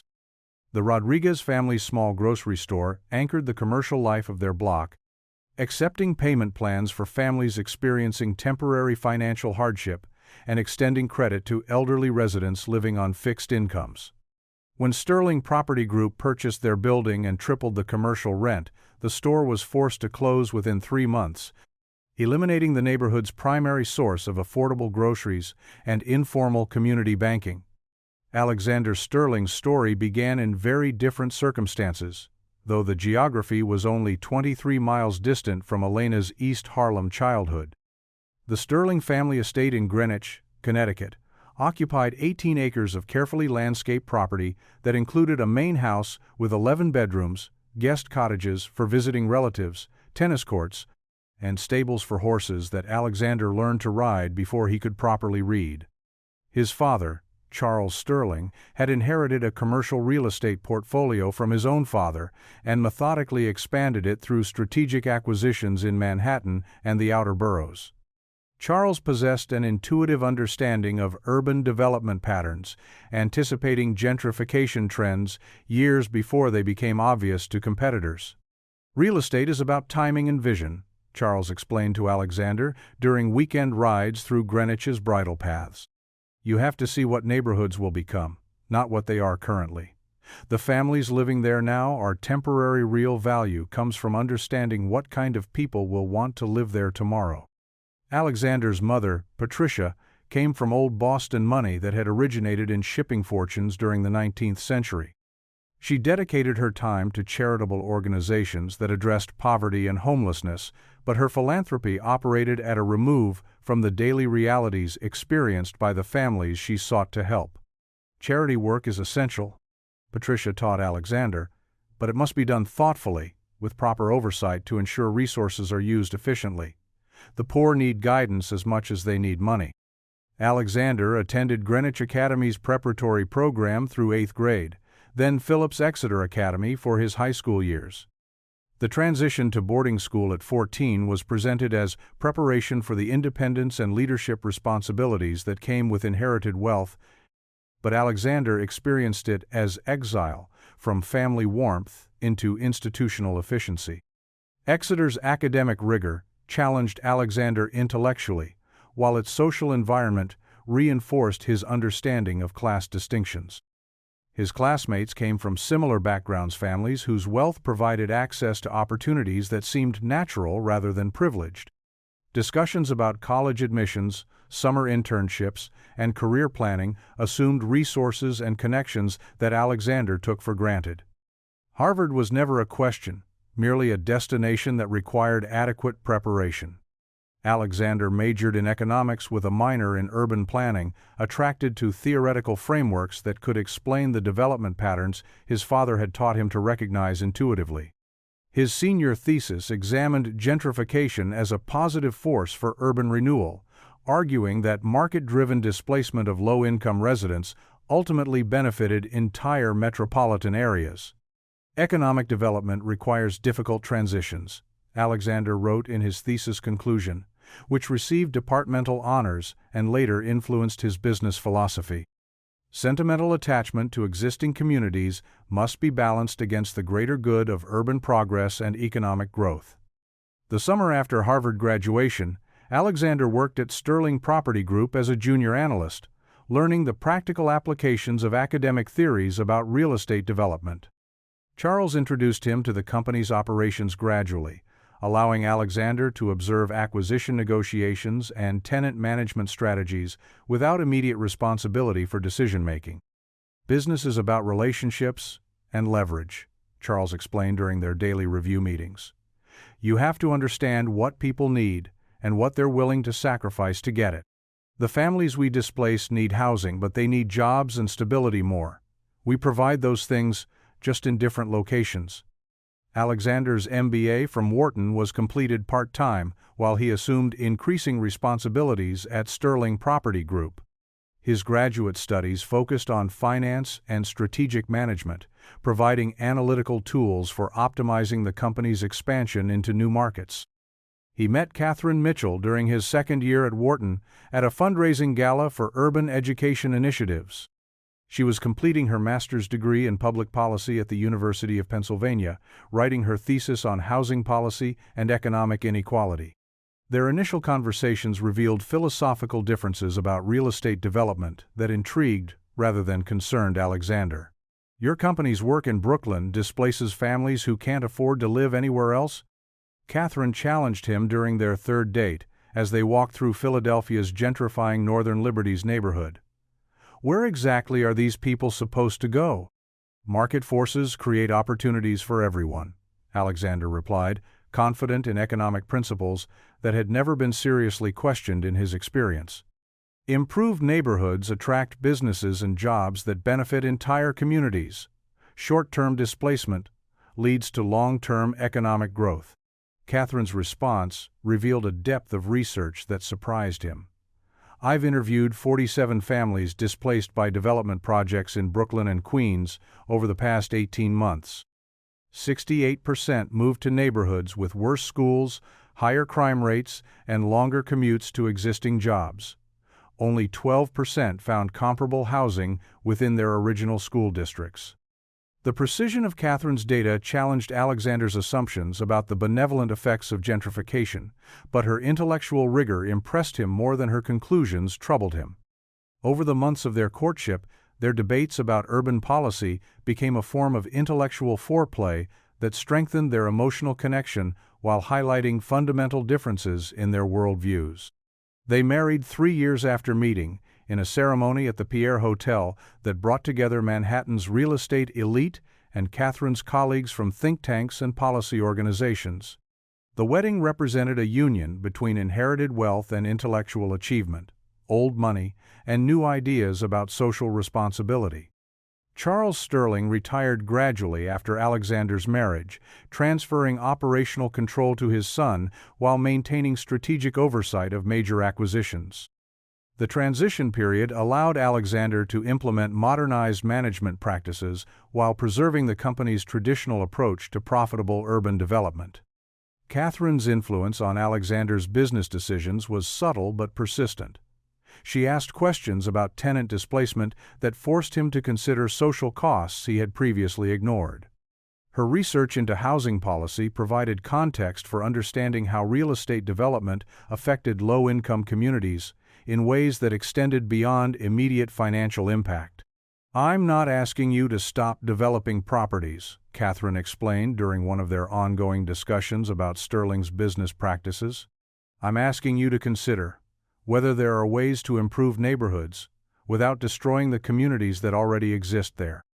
Alexander experimented with Catherine's suggestions, implementing tenant relocation assistance programs and exploring partnerships with affordable housing organizations. The initiatives represented genuine attempts to balance profit with social responsibility, but they also reduced Sterling Property Group's returns in ways that concerned his board of directors and investor partners.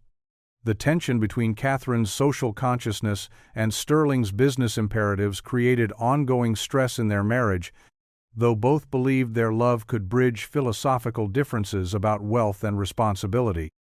Catherine's cancer diagnosis arrived during the third year of their marriage, when she was 38 and Alexander was 39. At the peak of their careers and the height of their hopes for starting a family. The brain tumor was discovered during a routine physical examination, a small mass that imaging studies revealed to be aggressive and inoperable. Catherine's oncologist outlined treatment options with careful honesty. Chemotherapy and radiation might slow the cancer's progression, but cure was unlikely given the tumor's location and characteristics. Catherine approached her treatment with the same analytical intensity she brought to policy research, investigating clinical trials and experimental treatments while maintaining her consulting work for as long as concentration and energy permitted. Alexander restructured his schedule to accompany her to medical appointments, struggling to reconcile his faith in money's problem-solving capacity with the brutal reality of cancer that ignored wealth and status. "I need you to promise me something," Catherine said during one of their last coherent conversations when the tumor's growth had begun affecting her speech and cognitive function. When I'm gone, I need you to remember what we talked about regarding your business. The families you displace, they're not abstract concepts in economic theories. They're real people with children and dreams and communities that matter to them." Alexander promised, meaning it completely in the moment, but unable to predict how grief would affect his capacity to honor that commitment. Catherine died on a Tuesday morning in March, at home in their bedroom overlooking Central Park, while Alexander held her hand and tried to find words adequate for a love that had challenged and changed him in ways he was only beginning to understand. The funeral drew hundreds of mourners from both their worlds. Sterling Property Group's business associates alongside Catherine's colleagues from universities and policy organizations. Alexander delivered a eulogy that praised Catherine's intellectual courage and commitment to social justice, but the words felt hollow in his mouth, inadequate to capture either her complexity or the magnitude of his loss. In the months following Catherine's death, Alexander discovered that grief affected his business judgment in ways that alarmed his colleagues and board members. Decisions that had once seemed straightforward, approving evictions, maximizing rent increases, eliminating affordable housing units, now required conscious effort to override moral hesitations that Catherine's influence had awakened. Richard Sterling, Alexander's younger brother, had joined the company 5 years earlier, after completing his own MBA and gaining experience with competing real estate firms. Richard possessed aggressive business instincts that aligned perfectly with Sterling Property Group's traditional approach to profitable development, but he lacked Catherine's tempering influence on Alexander's strategic decisions. "You can't let sentiment compromise business judgment," Richard warned Alexander during a private meeting 6 months after Catherine's funeral. "The board is beginning to question whether you're emotionally capable of making necessary decisions about tenant displacement and profit optimization." Alexander's response revealed the extent to which Catherine's death had disrupted his moral equilibrium. "Maybe the board should question those decisions. Maybe we should all question whether our profit margins are worth the human costs." The admission alarmed Richard and triggered intensified scrutiny from Sterling Property Group's investor partners, who had committed capital based on the company's historical returns and established business practices. Alexander's newfound moral sensitivity represented a threat to profitability that required careful management or decisive intervention. As Sterling Property Group prepared to implement its most ambitious expansion into Brooklyn neighborhoods, Alexander struggled with the isolation that came from occupying a position of power while questioning the systems that had created his wealth. The penthouse apartment, overlooking Central Park, felt increasingly like a monument to distance from the communities his business affected, a luxury fortress that insulated him from the consequences of corporate decisions bearing his signature. Catherine's death had removed the primary moral voice in Alexander's life, leaving him surrounded by colleagues who viewed social responsibility as an obstacle to profit rather than an essential component of ethical business practice. The isolation of wealth, combined with the isolation of grief, created a psychological environment where Alexander's growing doubts about Sterling's business model had no outlet for meaningful expression. The Sunset Park project represented the culmination of Sterling Property Group's expansion strategy: systematic acquisition of undervalued buildings in gentrifying neighborhoods, followed by rapid displacement of existing tenants and conversion to luxury housing for young professionals. The financial projections were impressive: 34% returns on investment within 18 months, but the human costs remained invisible to everyone except Alexander, whose conscience Catherine's influence had awakened before her death. Elena Martinez's eviction notice represented just one case among hundreds, but her file had acquired special significance for Alexander because of their unexpected encounter at Corner Café. The woman whose wisdom about grief and purpose had provided him genuine comfort was about to lose her home because of business practices he had inherited and expanded without questioning their moral implications. As the 48-hour eviction deadline approached, both Elena and Alexander prepared for a confrontation that would force them to bridge the vast distances between their experiences while searching for solutions that served both justice and mercy in a system designed to prioritize profit over human need.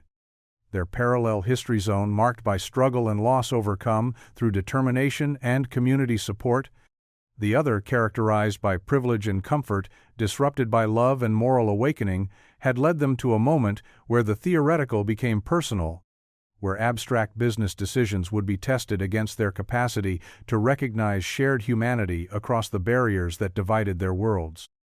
The Sterling Property Group headquarters occupied 15 floors of a glass tower on Park Avenue, its gleaming facade reflecting Manhattan's morning light like a monument to architectural ambition. Elena Martinez stood on the sidewalk across the street, clutching a manila folder containing every document related to her family's tenancy while studying the building that housed the machinery of her displacement. She had spent the sleepless hours since midnight preparing for this confrontation, researching Sterling Property Group's corporate structure and Alexander Sterling's professional biography with the methodical intensity she had once applied to nursing school examinations. The man who had broken down in her café was indeed the CEO of one of Manhattan's most aggressive real estate development companies, heir to a fortune built on urban acquisition and tenant displacement.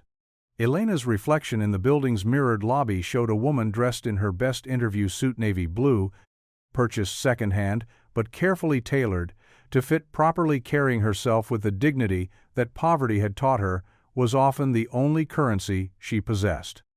The marble floors and crystal chandeliers surrounding the elevator banks spoke of wealth so casual it required no ostentation, simply the quiet confidence of money that had never been questioned. "I need to speak with Alexander Sterling," Elena told the receptionist on the 47th floor, a young woman whose designer clothing cost more than Elena's monthly rent. "It's regarding an urgent matter affecting his company's Sunset Park properties." The receptionist's expression shifted from professional courtesy to barely concealed dismissal as she assessed Elena's obvious status as someone who didn't belong in Sterling Property Group's executive environment. "Mr. Sterling doesn't take unscheduled meetings. If you'd like to file a complaint about tenant services, I can direct you to our property management department." "This isn't a complaint," Elena replied evenly. "This is a business discussion that requires his personal attention. Please tell him that Elena Martinez from Corner Café needs 5 minutes of his time." The mention of the café caused subtle recognition to flicker across the receptionist's features. She placed a brief call, speaking in the coded language receptionists use to warn executives about potentially difficult visitors. "Mr. Sterling, there's a woman here who says she knows you from Corner Café. She's requesting a meeting about Sunset Park properties." Elena waited in the reception area for 23 minutes, using the time to study the framed photographs covering Sterling Property Group's walls. Before and after images of buildings transformed through renovation, architectural renderings of proposed developments, and awards recognizing the company's contributions to urban renewal.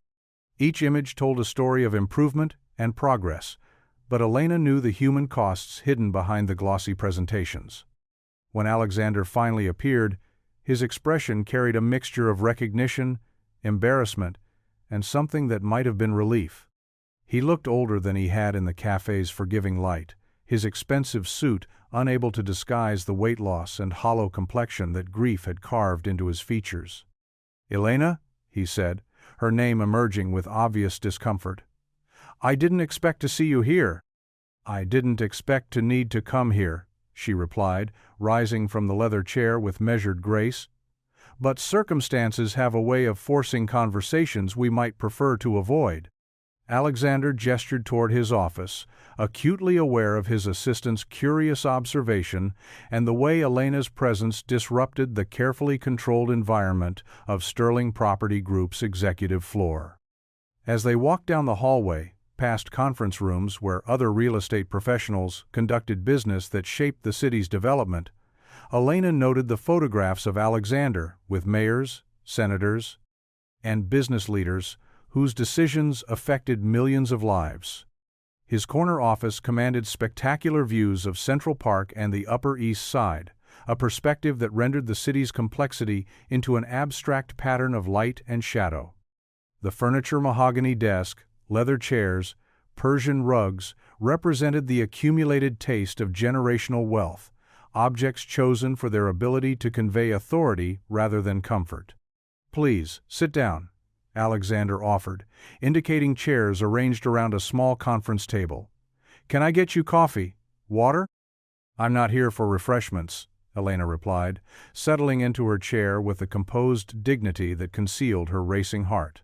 "I'm here because your company is destroying my family's life, and I need to understand whether you're genuinely ignorant of the consequences or simply indifferent to them." The directness of her approach bypassed the diplomatic language usually employed in corporate negotiations. Alexander felt the familiar weight of guilt that had been accumulating since Catherine's death, amplified by the presence of the woman whose kindness had provided him unexpected comfort. "Elena, I want you to know that our conversation at the café affected me deeply. Your insights about grief and purpose." "My insights," Elena interrupted gently but firmly, "were offered to someone I believed was struggling with moral questions about his life's direction.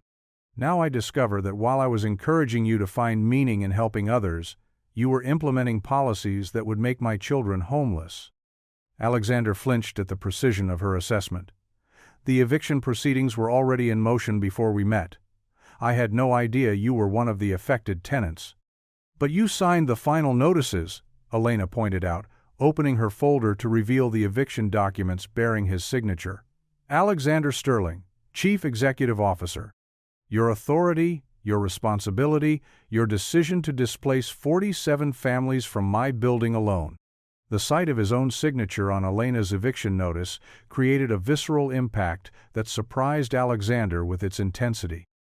During board meetings and property reviews, tenant displacement was discussed in abstract terms: occupancy rates, profit margins, market optimization. Seeing his signature connected to Elena's specific situation made the human cost undeniably personal. "You're right," he admitted. "I've been signing these documents for years without thinking about the individual families affected. It's a system that operates at a distance from its consequences, and I've used that distance to avoid moral responsibility." Elena studied his face, searching for evidence of genuine remorse versus the practiced regret that wealthy people deployed when confronted with the costs of their privileges. "Understanding your responsibility is different from taking action to correct it. My family has 36 hours before sheriff's deputies arrive to remove us from our home. Remorse doesn't solve that problem." "What do you need?" Alexander asked. "More time to find alternative housing? Financial assistance with relocation costs? I can instruct our property management team to extend your deadline." The offer, while well-intentioned, revealed how completely Alexander misunderstood the scope of Elena's crisis. She leaned forward slightly, her voice carrying the patience of someone explaining fundamental concepts to a student who had missed essential lessons. "Alexander, this isn't about needing more time or money for moving expenses. This is about justice and community, and the responsibility that comes with power." Elena paused, gathering her thoughts into words that might bridge the vast distance between their experiences. "My building isn't just housing its home to Mrs. Patterson, who taught 3 generations of neighborhood children before retiring. It's home to the Chen family, who extended credit to struggling families when they couldn't afford groceries. It's home to my children, who have never lived anywhere else." She opened her folder again, removing photographs she had printed the previous evening. Carlos learning to ride his bicycle on Pacific Street, Sophia drawing chalk murals on the front steps. Neighborhood children, playing games that required minimal equipment but maximum imagination. When you demolish our community to build luxury apartments, you're not just changing property values. Elena continued. You're destroying relationships that took decades to build, support networks that keep families stable, informal economies that help people survive difficult periods. Alexander examined the photographs, struck by their depiction of community life that existed completely outside his personal experience. His own childhood had been characterized by isolation and privileged private schools, exclusive clubs, social interactions, carefully curated by wealth and status. The spontaneous warmth captured in Elena's photographs revealed a form of richness that money couldn't purchase. "I never considered the community aspect," he admitted. Our business model focuses on building improvement and market optimization. Social impact isn't part of our analysis." "Maybe it should be," Elena suggested. "Maybe successful development should strengthen communities instead of destroying them." Before Alexander could respond, his assistant appeared in the doorway with an expression of barely controlled urgency. "Mr. Sterling, I'm sorry to interrupt, but the board meeting has been moved up to 11 o'clock. Mr. Richard called an emergency session to discuss the Sunset Park timeline." Alexander checked his watch. 10:47 a.m. The board meeting that would determine Sterling Property Group's commitment to aggressive expansion was beginning in 13 minutes, and Elena's presence in his office would be difficult to explain to colleagues who viewed tenant relations as a property management issue rather than an executive concern. "Elena, I need to attend this meeting, but I want to continue our conversation afterward. The board is discussing the exact policies you're concerned about, and your perspective could influence their decisions." Elena stood, recognizing dismissal despite Alexander's diplomatic phrasing. "I understand that you have business obligations. But Alexander, while you're discussing profit margins and market opportunities, remember that 47 families are packing their possessions and trying to explain to their children why home is being taken away from them." After Elena left, Alexander remained in his office for several minutes, staring at the photographs she had left behind. Sophia's chalk artwork on Pacific Street sidewalks revealed an 8-year-old's vision of neighborhood life. Rainbows connecting apartment buildings, stick-figure families holding hands across the street, flowers blooming from cracks in the concrete. The innocence captured in her drawings contrasted sharply with the corporate efficiency that would soon eliminate her canvas. The boardroom was already filled when Alexander arrived. 11 directors representing investment funds, pension systems, and private equity firms, whose capital fueled Sterling Property Group's expansion. Richard Sterling stood at the head of the table, presenting quarterly projections with the confidence of someone whose moral certainty had never been challenged by personal loss or uncomfortable questions. "The Sunset Park project is exceeding all performance targets," Richard announced, gesturing toward charts that tracked eviction completion rates alongside projected returns. "Tenant removal is 93% complete. Renovation contracts are finalized, and pre-leasing for luxury units begins next month." Board member Margaret Hartwell raised her hand with a question that cut directly to Alexander's recent concerns. "What about the remaining 7% of tenants? Are there legal complications that could delay our timeline?" Richard glanced toward Alexander with an expression that communicated both challenge and warning. "My brother has requested some modifications to our displacement procedures. Alexander, would you like to explain your concerns to the board?" The room's attention focused on Alexander with the intensity of predators assessing potential weakness. These were investors who had committed millions of dollars based on Sterling Property Group's reputation for efficient, profitable development. Sentiment and social responsibility were luxuries they couldn't afford if they interfered with returns. Alexander stood slowly, aware that his next words would determine not only his position within the company but also the fate of families like Elena's who remained in Sterling's path. "I've been reviewing our tenant displacement policies, and I believe we should consider more gradual transition strategies that allow families time to find appropriate alternative housing." The silence that followed carried ominous weight. Finally, Thomas Chang, whose investment fund controlled the largest stake in Sterling Property Group, spoke with the patience reserved for explaining obvious concepts to someone being deliberately obtuse. "Alexander, we sympathize with your personal struggles since Catherine's death, but our fiduciary responsibility is to investors, not to tenants who can't afford market-rate housing. Sunset Park's returns depend on rapid occupancy turnaround and immediate rental optimization." "I understand our financial obligations," Alexander replied, thinking of Elena's photographs and the community they represented. "But I'm questioning whether maximum profitability should be our only consideration. These policies affect real families with children and established community connections." Richard's expression tightened with visible frustration. "Jesus Christ, Alex, we've discussed this. Sterling Property Group isn't a social services agency. We're a real estate company with investors who expect results, not charity work. Board member Patricia Mills leaned forward with the expression of someone delivering a diagnosis she regretted but couldn't avoid. Alexander, if you're unable to maintain operational focus due to personal circumstances, perhaps you should consider taking a leave of absence. The company needs leadership that prioritizes business objectives over sentimental concerns. The suggestion, while diplomatically phrased, represented a direct challenge to Alexander's authority and a warning about the consequences of continued resistance to aggressive expansion policies.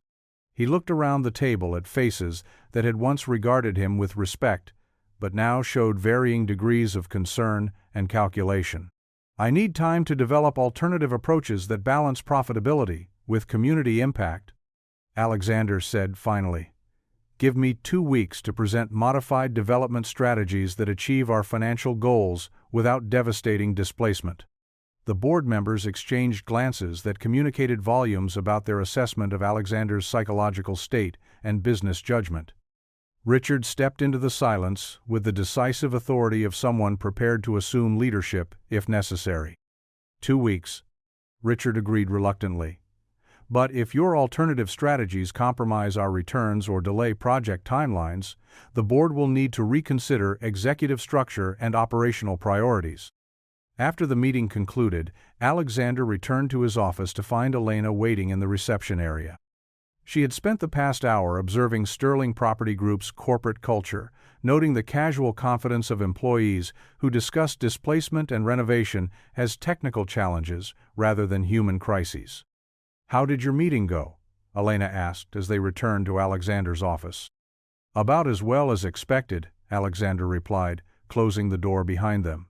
"The board views our displacement policies as essential business practices. Changing them will require convincing investors that community impact affects long-term profitability."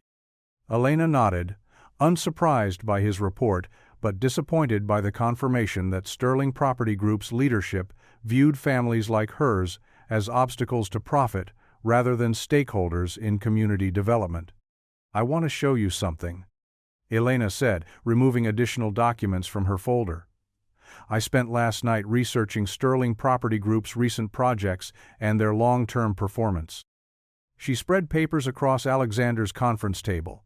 Newspaper articles about businesses forced to close after Sterling's rent increases, academic studies showing increased crime rates in neighborhoods where rapid gentrification had displaced established communities, and financial analyses indicating that Sterling's renovated buildings had higher tenant turnover rates than industry averages.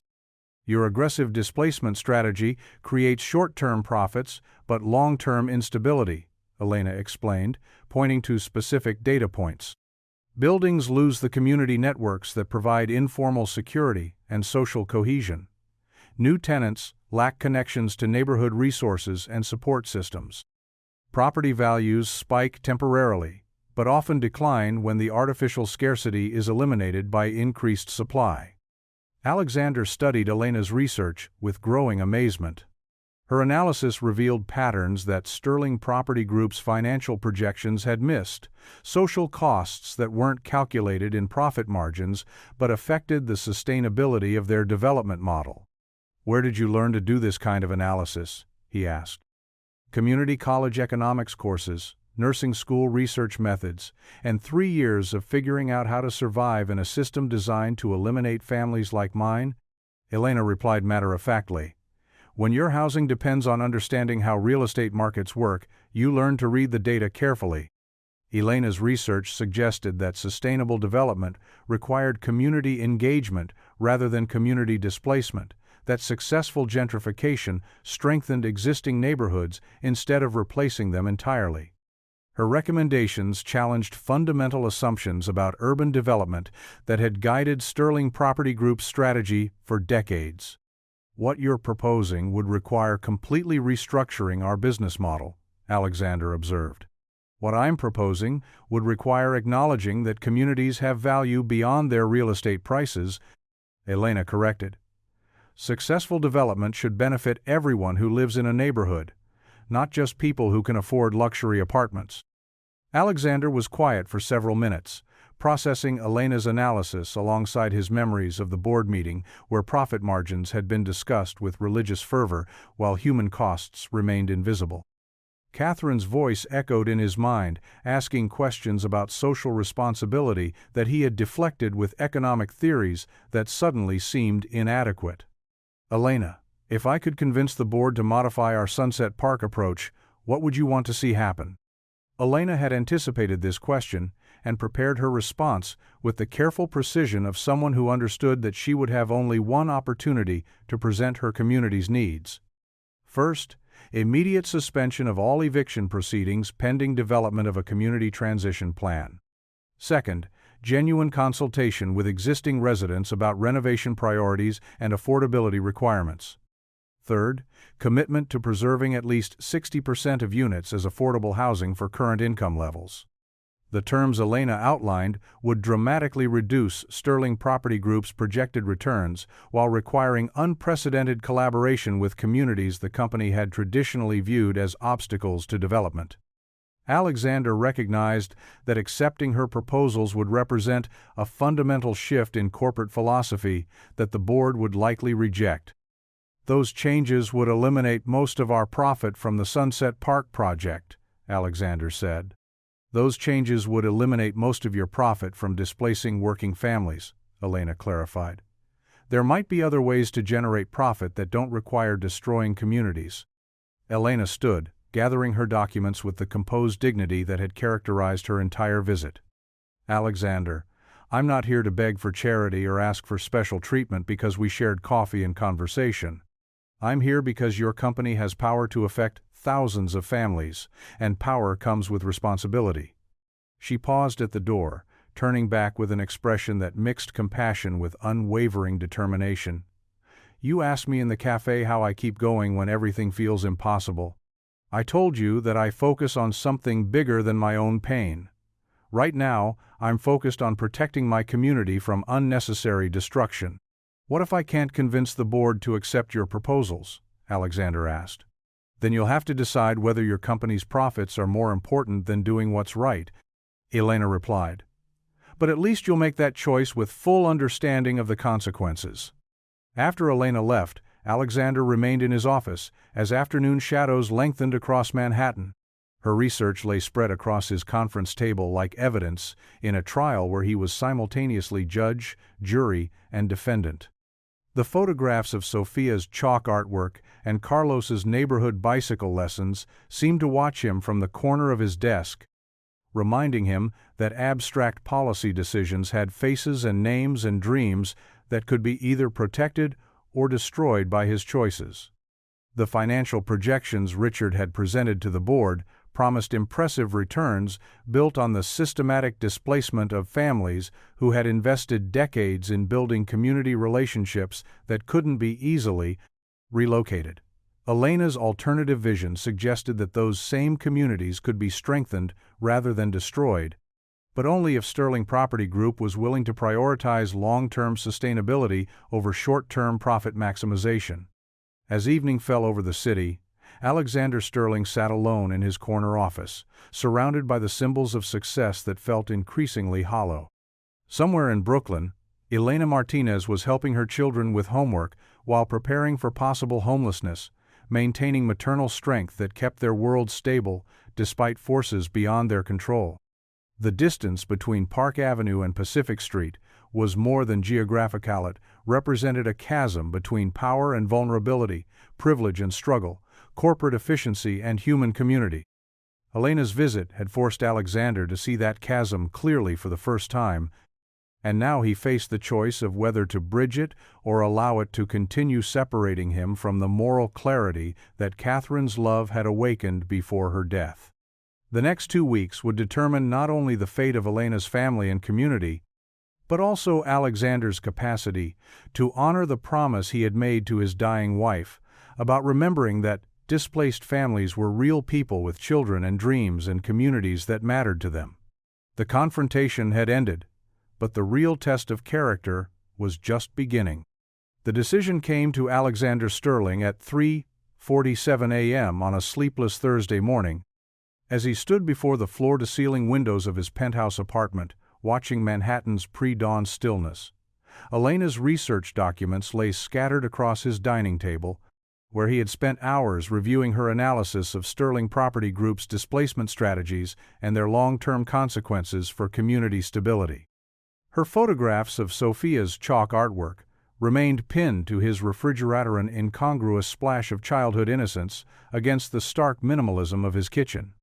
The 8-year-old sidewalk rainbows and stick-figure families had become a daily reminder that his business decisions affected real children with dreams and artistic visions that flourished on the very streets his company sought to transform. Catherine's voice echoed in the pre-dawn quiet, carrying the moral clarity that had once challenged his comfortable assumptions about wealth and responsibility. The families you displace, they're not abstract concepts in economic theories. They're real people with children and dreams and communities that matter to them. By 6 a.m., Alexander had drafted the email that would reshape Sterling Property Group's corporate philosophy and likely destroy his relationship with the board of directors. The message was addressed to Richard Sterling, copied to all department heads and senior management, with the subject line, "Immediate suspension of Sunset Park evictions. New Community Development Initiative. Effective immediately, all eviction proceedings in the Sunset Park project are suspended pending development of a comprehensive community transition plan. Sterling Property Group will implement a new development model that prioritizes community strengthening over displacement. A full proposal will be presented to the board within 10 days. Alexander Sterling, CEO." Alexander sent the email before he could reconsider its implications, then walked to his shower with the strange lightness that comes from making decisions that align moral conviction with practical action. The water was still running when his phone began ringing with calls from Richard, board members, and property managers demanding explanations for what they viewed as corporate suicide disguised as social conscience. By 8 a.m., Alexander sat in Elena's Café, occupying the same corner booth where their initial conversation had taken place. He arrived early, hoping to speak with her before the morning rush began and before his own corporate crisis demanded immediate attention. Elena emerged from the kitchen, carrying fresh coffee and the composed expression that had become her trademark for navigating unexpected challenges. "You look like someone who hasn't slept," she observed, setting coffee before him without being asked. "Good news or bad news?" "Both," Alexander replied, pulling out his phone to show her the email he had sent to Sterling Property Group's leadership. "I suspended all evictions in your building and announced a new community development approach. The board is probably calling an emergency meeting to remove me from leadership as we speak." Elena read the message twice, her expression shifting from surprise to cautious hope to something that might have been concern. "Alexander, this is exactly what I asked for, but are you prepared for the consequences? You're essentially declaring war on your own business model. Catherine used to say that grief strips away comfortable lies we tell ourselves about our choices," Alexander said, thinking of his wife's influence on his moral awakening. "I've been lying to myself about the human cost of our business practices for years. Yesterday's meeting with you made continuing those lies impossible." Elena studied his face with the careful assessment of someone who had learned not to trust sudden promises from people with power. "Suspending evictions is a good first step, but what comes next? Your investors won't accept reduced profits indefinitely, and my neighbors can't build their lives around temporary reprieves. I have 10 days to present a sustainable alternative that satisfies both community needs and business requirements," Alexander admitted. "I was hoping you might help me develop that alternative." The request surprised Elena with its vulnerability and practical recognition of her expertise. "You want me to help you redesign your company's development model?" "I want you to help me understand how development can strengthen communities instead of destroying them," Alexander clarified. "Your research yesterday showed patterns my Harvard education never taught me to recognize. You understand both the economics of survival and the social networks that keep neighborhoods functioning." Elena was quiet for several minutes, processing the surreal transformation of their relationship from cafe stranger to potential business collaborator. 6 months ago, she had been serving coffee to customers while studying for nursing school. Now, she was being asked to help reshape a billion-dollar company's approach to urban development. "I have conditions," Elena said finally. "First, any agreement includes binding commitments to preserve affordable housing and prevent future displacement. Second, affected families have genuine input into development plans, not just token consultation. Third, you provide transparent reporting on community impact alongside financial performance." Alexander nodded, recognizing that Elena's conditions represented the difference between cosmetic policy changes and fundamental corporate transformation. "I agree to all three. What else do you need?" "Proof that this isn't just guilt-driven sentiment that will disappear when investor pressure intensifies," Elena replied honestly. "I've seen powerful people make promises during emotional moments that they abandon when inconvenience exceeds good intentions." Before Alexander could respond, Elena's children burst through the cafe door with their usual after-school energy, backpacks dripping from October rain and faces bright with completed academic achievements. Sophia rushed toward her mother with the unguarded affection that characterized their relationship, while Carlos approached more cautiously, noting the presence of the man who had become a frequent visitor to their afternoon routine. "Mr. Alex," Sophia announced proudly, "I got a gold star on my math worksheet, and Mrs. Rodriguez said I could help tutor the kindergarten students with their numbers." "That's wonderful, Sophia," Alexander replied, genuinely pleased by her academic success. Over the past week, these daily encounters with Elena's children had provided him glimpses into family life that his own privileged childhood had never included. Carlos settled into the booth beside Alexander with the serious demeanor that made him seem older than his 10 years. "Mom, Mrs. Patterson said some families in our building got letters saying they don't have to move right away. Is that because of the meeting you had with Mr. Alex's company?" Elena met Alexander's eyes across the table, recognizing the moment when abstract policy decisions became real for her children. "Mr. Alex's company decided to change how they work with families in our neighborhood. It means we might not have to move after all." "That's good," Carlos said with characteristic pragmatism. "I was worried about changing schools in the middle of the semester.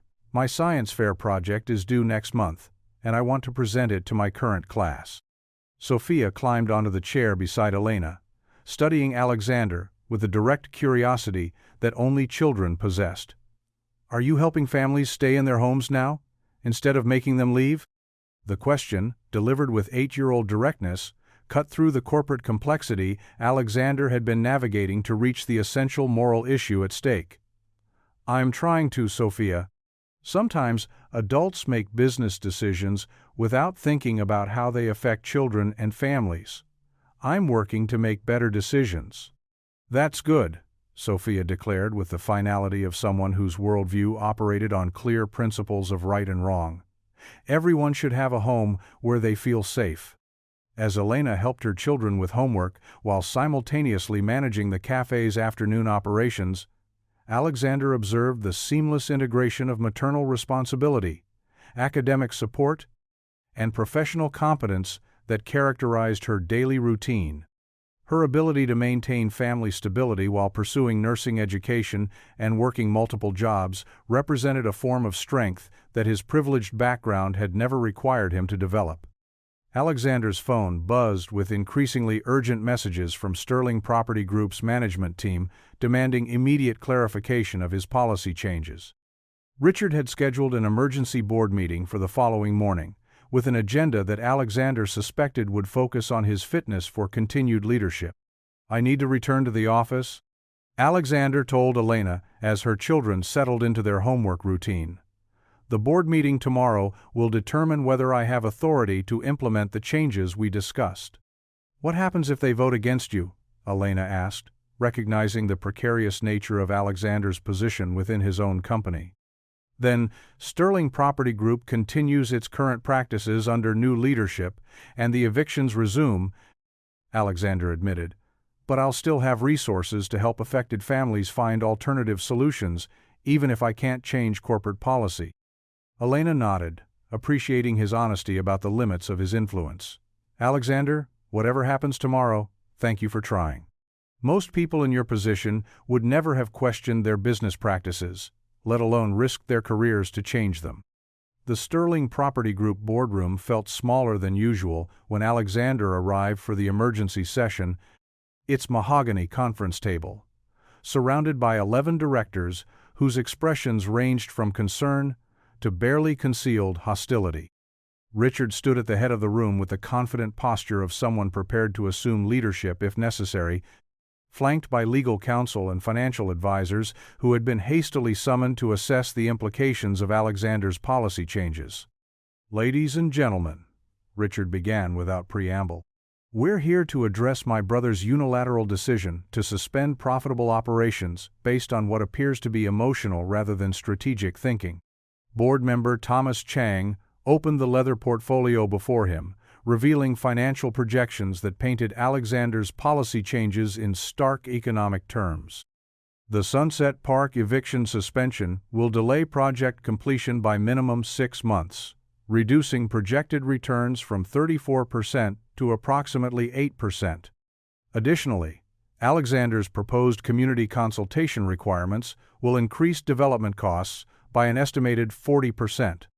Furthermore, added Margaret Hartwell, her voice carrying the authority of someone accustomed to difficult corporate decisions, Alexander's email announcing these changes without board approval suggests judgment compromised by personal circumstances.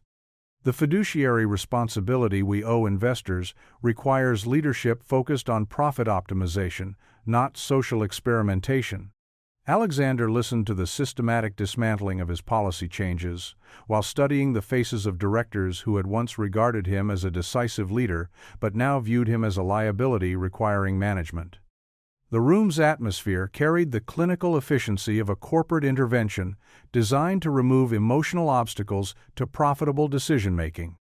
"I understand your concerns about returns and investor confidence," Alexander began when invited to respond. "But I believe our current development model is unsustainable both socially and economically."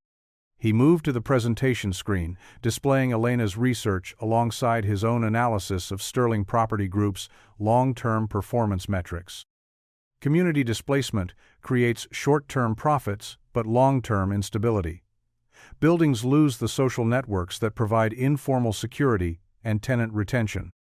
Property values spike artificially, but often decline when market saturation occurs.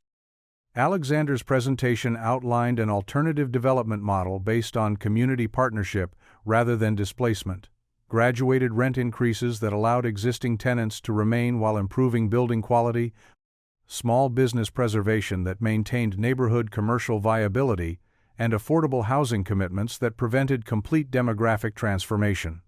This approach requires longer development timelines but produces more sustainable returns through reduced tenant turnover, lower security costs, and positive community relationships that enhance property values, Alexander concluded. The boardroom remained silent as directors processed information that challenged fundamental assumptions about profitable urban development. Finally, Richard spoke with the barely controlled frustration of someone watching family resources being squandered on impractical idealism. "Alex, your wife's death was tragic, and we all sympathize with your grieving process. But Sterling Property Group has investors who committed capital based on established business practices that generate consistent returns. We can't restructure our entire corporate philosophy based on sentimental concerns about tenant displacement." "This isn't about sentiment," Alexander replied, thinking of Elena's methodical analysis and Sophia's innocent questions about homes and safety. "This is about recognizing that our current practices create long-term costs that aren't calculated in quarterly profit projections." Board member Patricia Mills leaned forward with the expression of someone delivering a diagnosis she regretted but couldn't avoid. "Alexander, if you're unable to prioritize investor returns over social concerns, the board will need to consider alternative leadership structures. Perhaps Richard could assume operational control while you focus on recovering from your personal losses." The suggestion, while diplomatically phrased, represented a direct challenge to Alexander's authority and a warning about the consequences of continued resistance to aggressive profit maximization. He looked around the table at faces that had once regarded him with respect, but now showed varying degrees of calculation and concern. I need 48 hours to present a detailed financial analysis of community partnership development, Alexander said finally. If the numbers don't support sustainable profitability, I'll accept board guidance on operational priorities. The compromise satisfied neither Alexander's moral convictions nor the board's desire for immediate clarity, but it provided space for developing alternatives that might bridge the gap between profit requirements and community impact. After the meeting concluded, Alexander returned to his office to find Elena waiting in the reception area with a cardboard box containing what appeared to be business documents and neighborhood surveys. She had spent the day organizing community input that could support his alternative development proposal. "How did it go?" Elena asked as they settled in Alexander's office. "About as expected," Alexander replied. "I have 48 hours to prove that community partnership can generate sufficient returns to satisfy investors, or the board will replace me with leadership focused on traditional displacement strategies." Elena opened her cardboard box, revealing surveys completed by residents of buildings Sterling Property Group had targeted for acquisition. "While you were defending your policy changes, I was collecting data about what our communities actually need and what we're willing to pay for." The surveys painted a detailed picture of neighborhood economics that contradicted Sterling's assumptions about tenant capacity to afford improvements. Many families could pay moderate rent increases in exchange for building improvements, but they needed gradual implementation that allowed budget adjustment over time. Small business owners were willing to accept higher commercial rents if increases were phased to preserve operational stability. Most importantly, Elena explained, pointing to responses about community priorities, people want to stay in neighborhoods where they've built relationships and support networks. Displacement doesn't just affect individual families, it destroys social systems that keep entire communities functioning. Elena's research revealed that community partnership development could generate comparable profits to displacement strategies while creating additional value through tenant retention, reduced security costs, and positive neighborhood relationships that enhanced property values over time. Working through the night, Alexander and Elena developed a comprehensive business plan that addressed every concern the board had raised about sustainable profitability while incorporating community needs that traditional development ignored. Their proposal outlined specific financial projections, implementation timelines, and performance metrics that could satisfy both investor requirements and resident priorities. The revised presentation Alexander delivered to the board 48 hours later represented a synthesis of Harvard business education and street-level economic wisdom that neither perspective could have achieved independently. Elena's community research provided the social framework, while Alexander's financial expertise translated community needs into business terms that investors could understand. Community partnership development generates returns averaging 26% annually, Alexander explained, displaying comparative analysis of displacement versus partnership models. Tenant retention reduces vacancy costs by 30%, while positive community relationships eliminate security expenses that average 8% of operational budgets. Board member Thomas Chang studied the financial projections with growing interest. These numbers assume tenant cooperation with rent increases and building improvements. How do you guarantee community compliance with partnership agreements?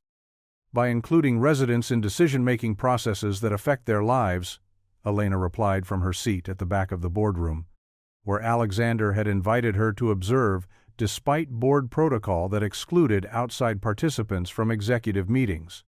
Ms. Martinez has developed community engagement protocols that ensure residents understand both their responsibilities and benefits in partnership arrangements, Alexander added. When people participate in planning processes, they're invested in successful outcomes. The board meeting continued for 3 hours, with directors raising questions about implementation challenges, legal frameworks, and investor relations that Alexander and Elena addressed with detailed responses based on their collaborative research.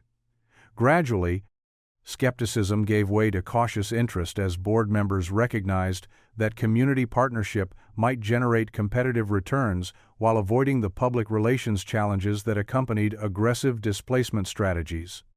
The final vote was closer than Alexander had anticipated. 6 directors supported the pilot program, while 5 preferred maintaining traditional development practices. Richard cast the deciding vote in favor of his brother's proposal, though his expression suggested the decision was motivated by family loyalty rather than business conviction. 6 months, Margaret Hartwell announced after the vote concluded. The Sunset Park project becomes our test case for community partnership development. If returns meet projections and implementation proceeds smoothly, we'll consider expanding the model to additional properties. Elena spent the following weeks working with Sterling Property Group's development team to design consultation processes that included residents in renovation planning, small business owners in commercial space decisions, and community organizations in neighborhood improvement priorities.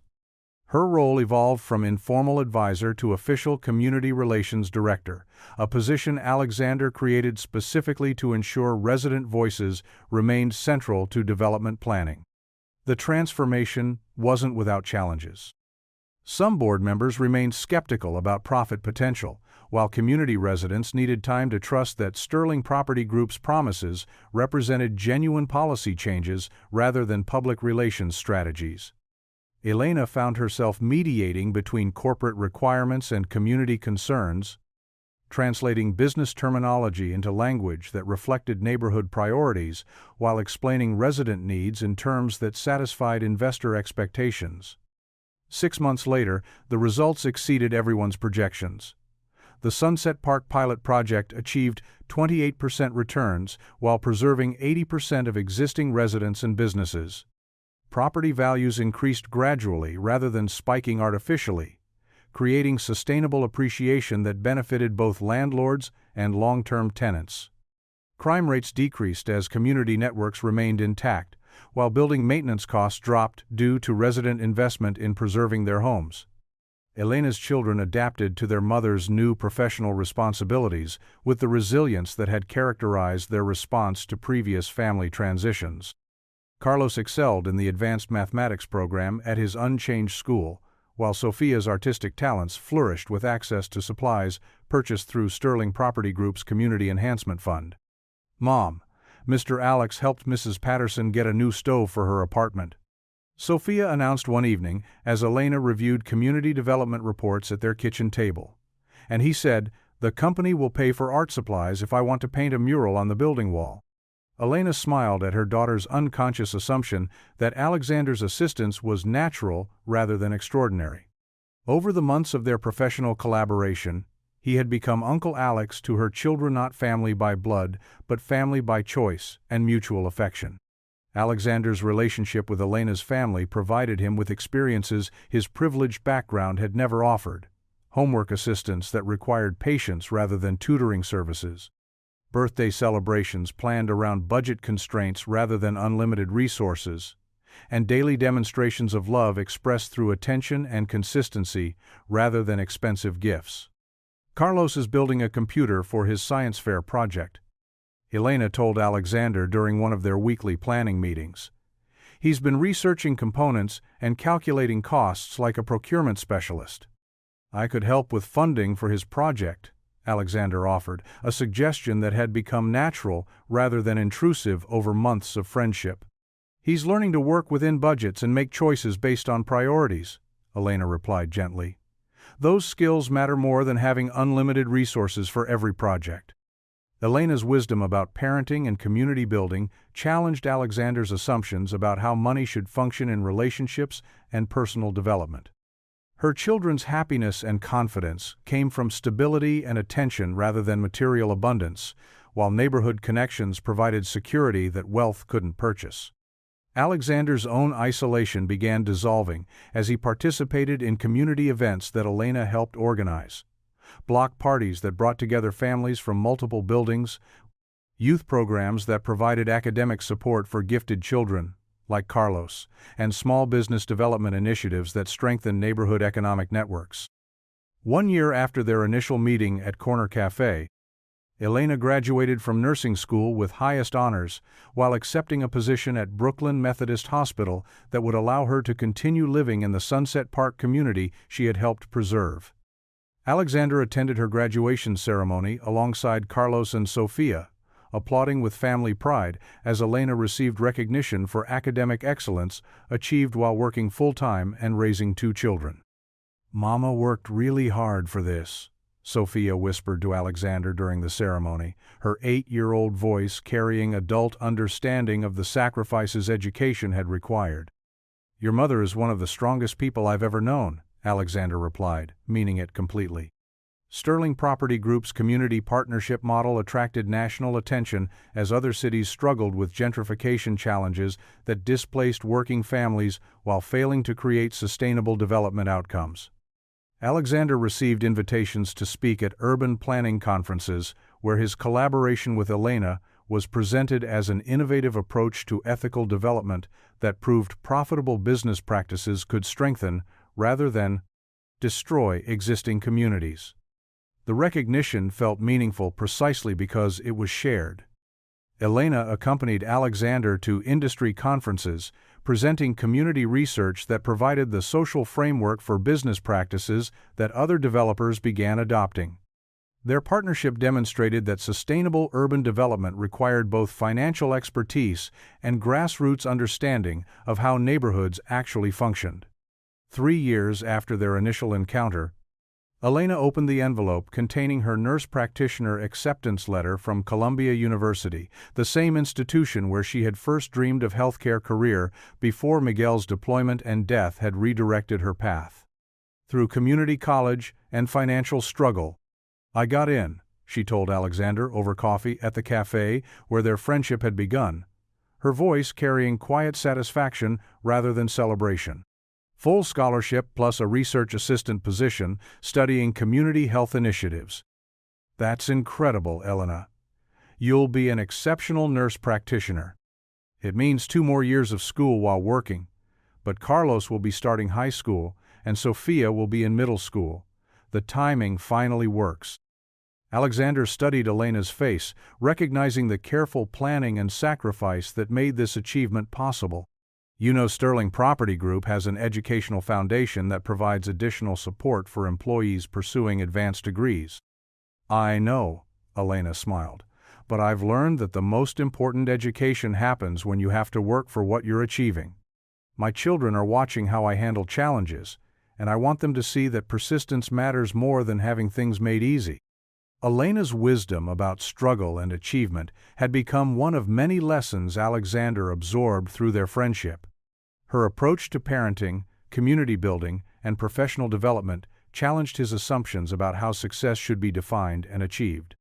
On a spring morning, 5 years after Elena had first entered Sterling Property Group's corporate headquarters to confront Alexander about her family's eviction, she sat in the same boardroom as the company's Director of Community Development, presenting annual reports that documented how partnership-based development had generated 32% returns while preserving neighborhood stability across 12 Brooklyn and Queens projects. Alexander watched from his position at the head of the conference table as Elena fielded questions from board members who had once viewed community concerns as obstacles to profit. Her professional confidence had evolved naturally from years of balancing corporate requirements with resident needs, translating between worlds that had previously operated in mutual incomprehension.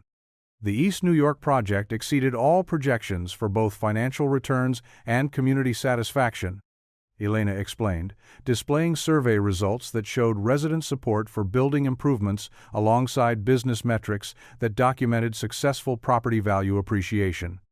When families participate in planning their own neighborhood development, they're invested in maintaining the improvements they've helped design.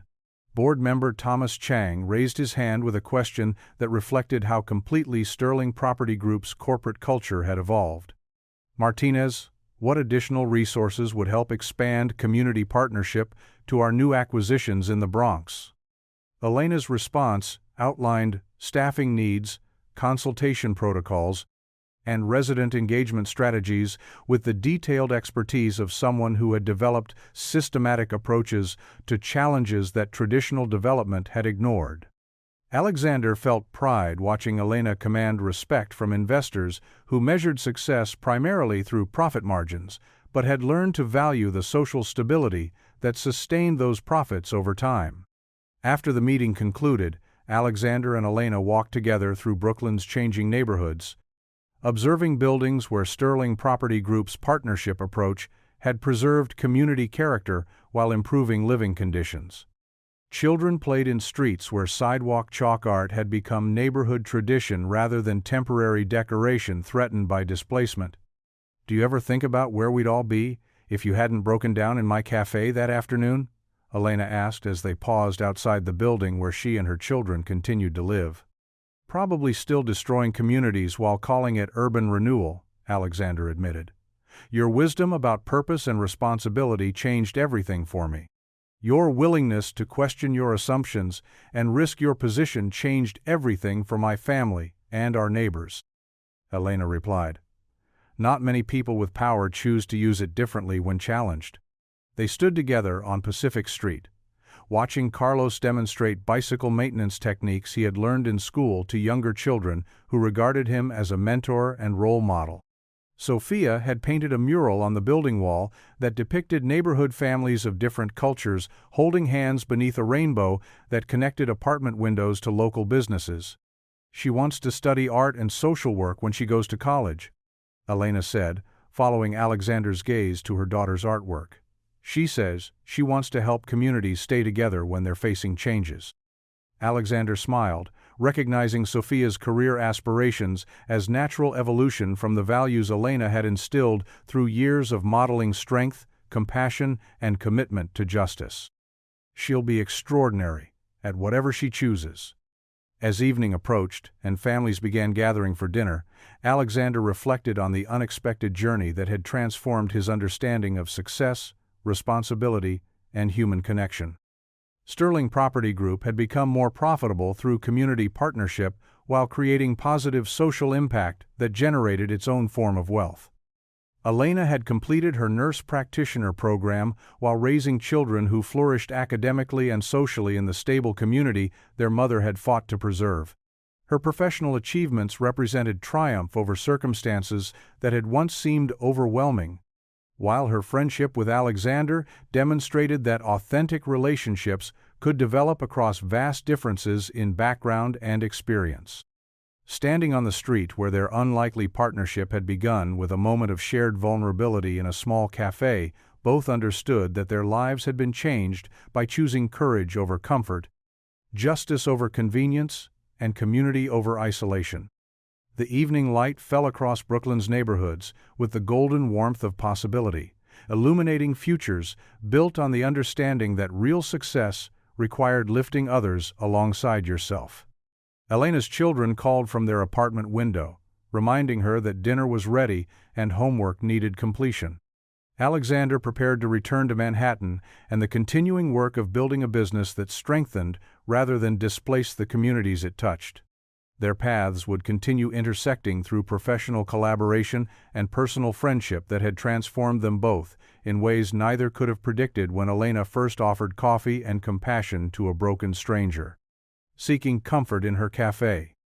In a city where power and poverty existed in close proximity, but rarely touched with mutual understanding, their story had become proof that connection across difference was possible when people chose vulnerability over defensiveness, listening over judgment, and shared humanity over the barriers that too often divided their worlds.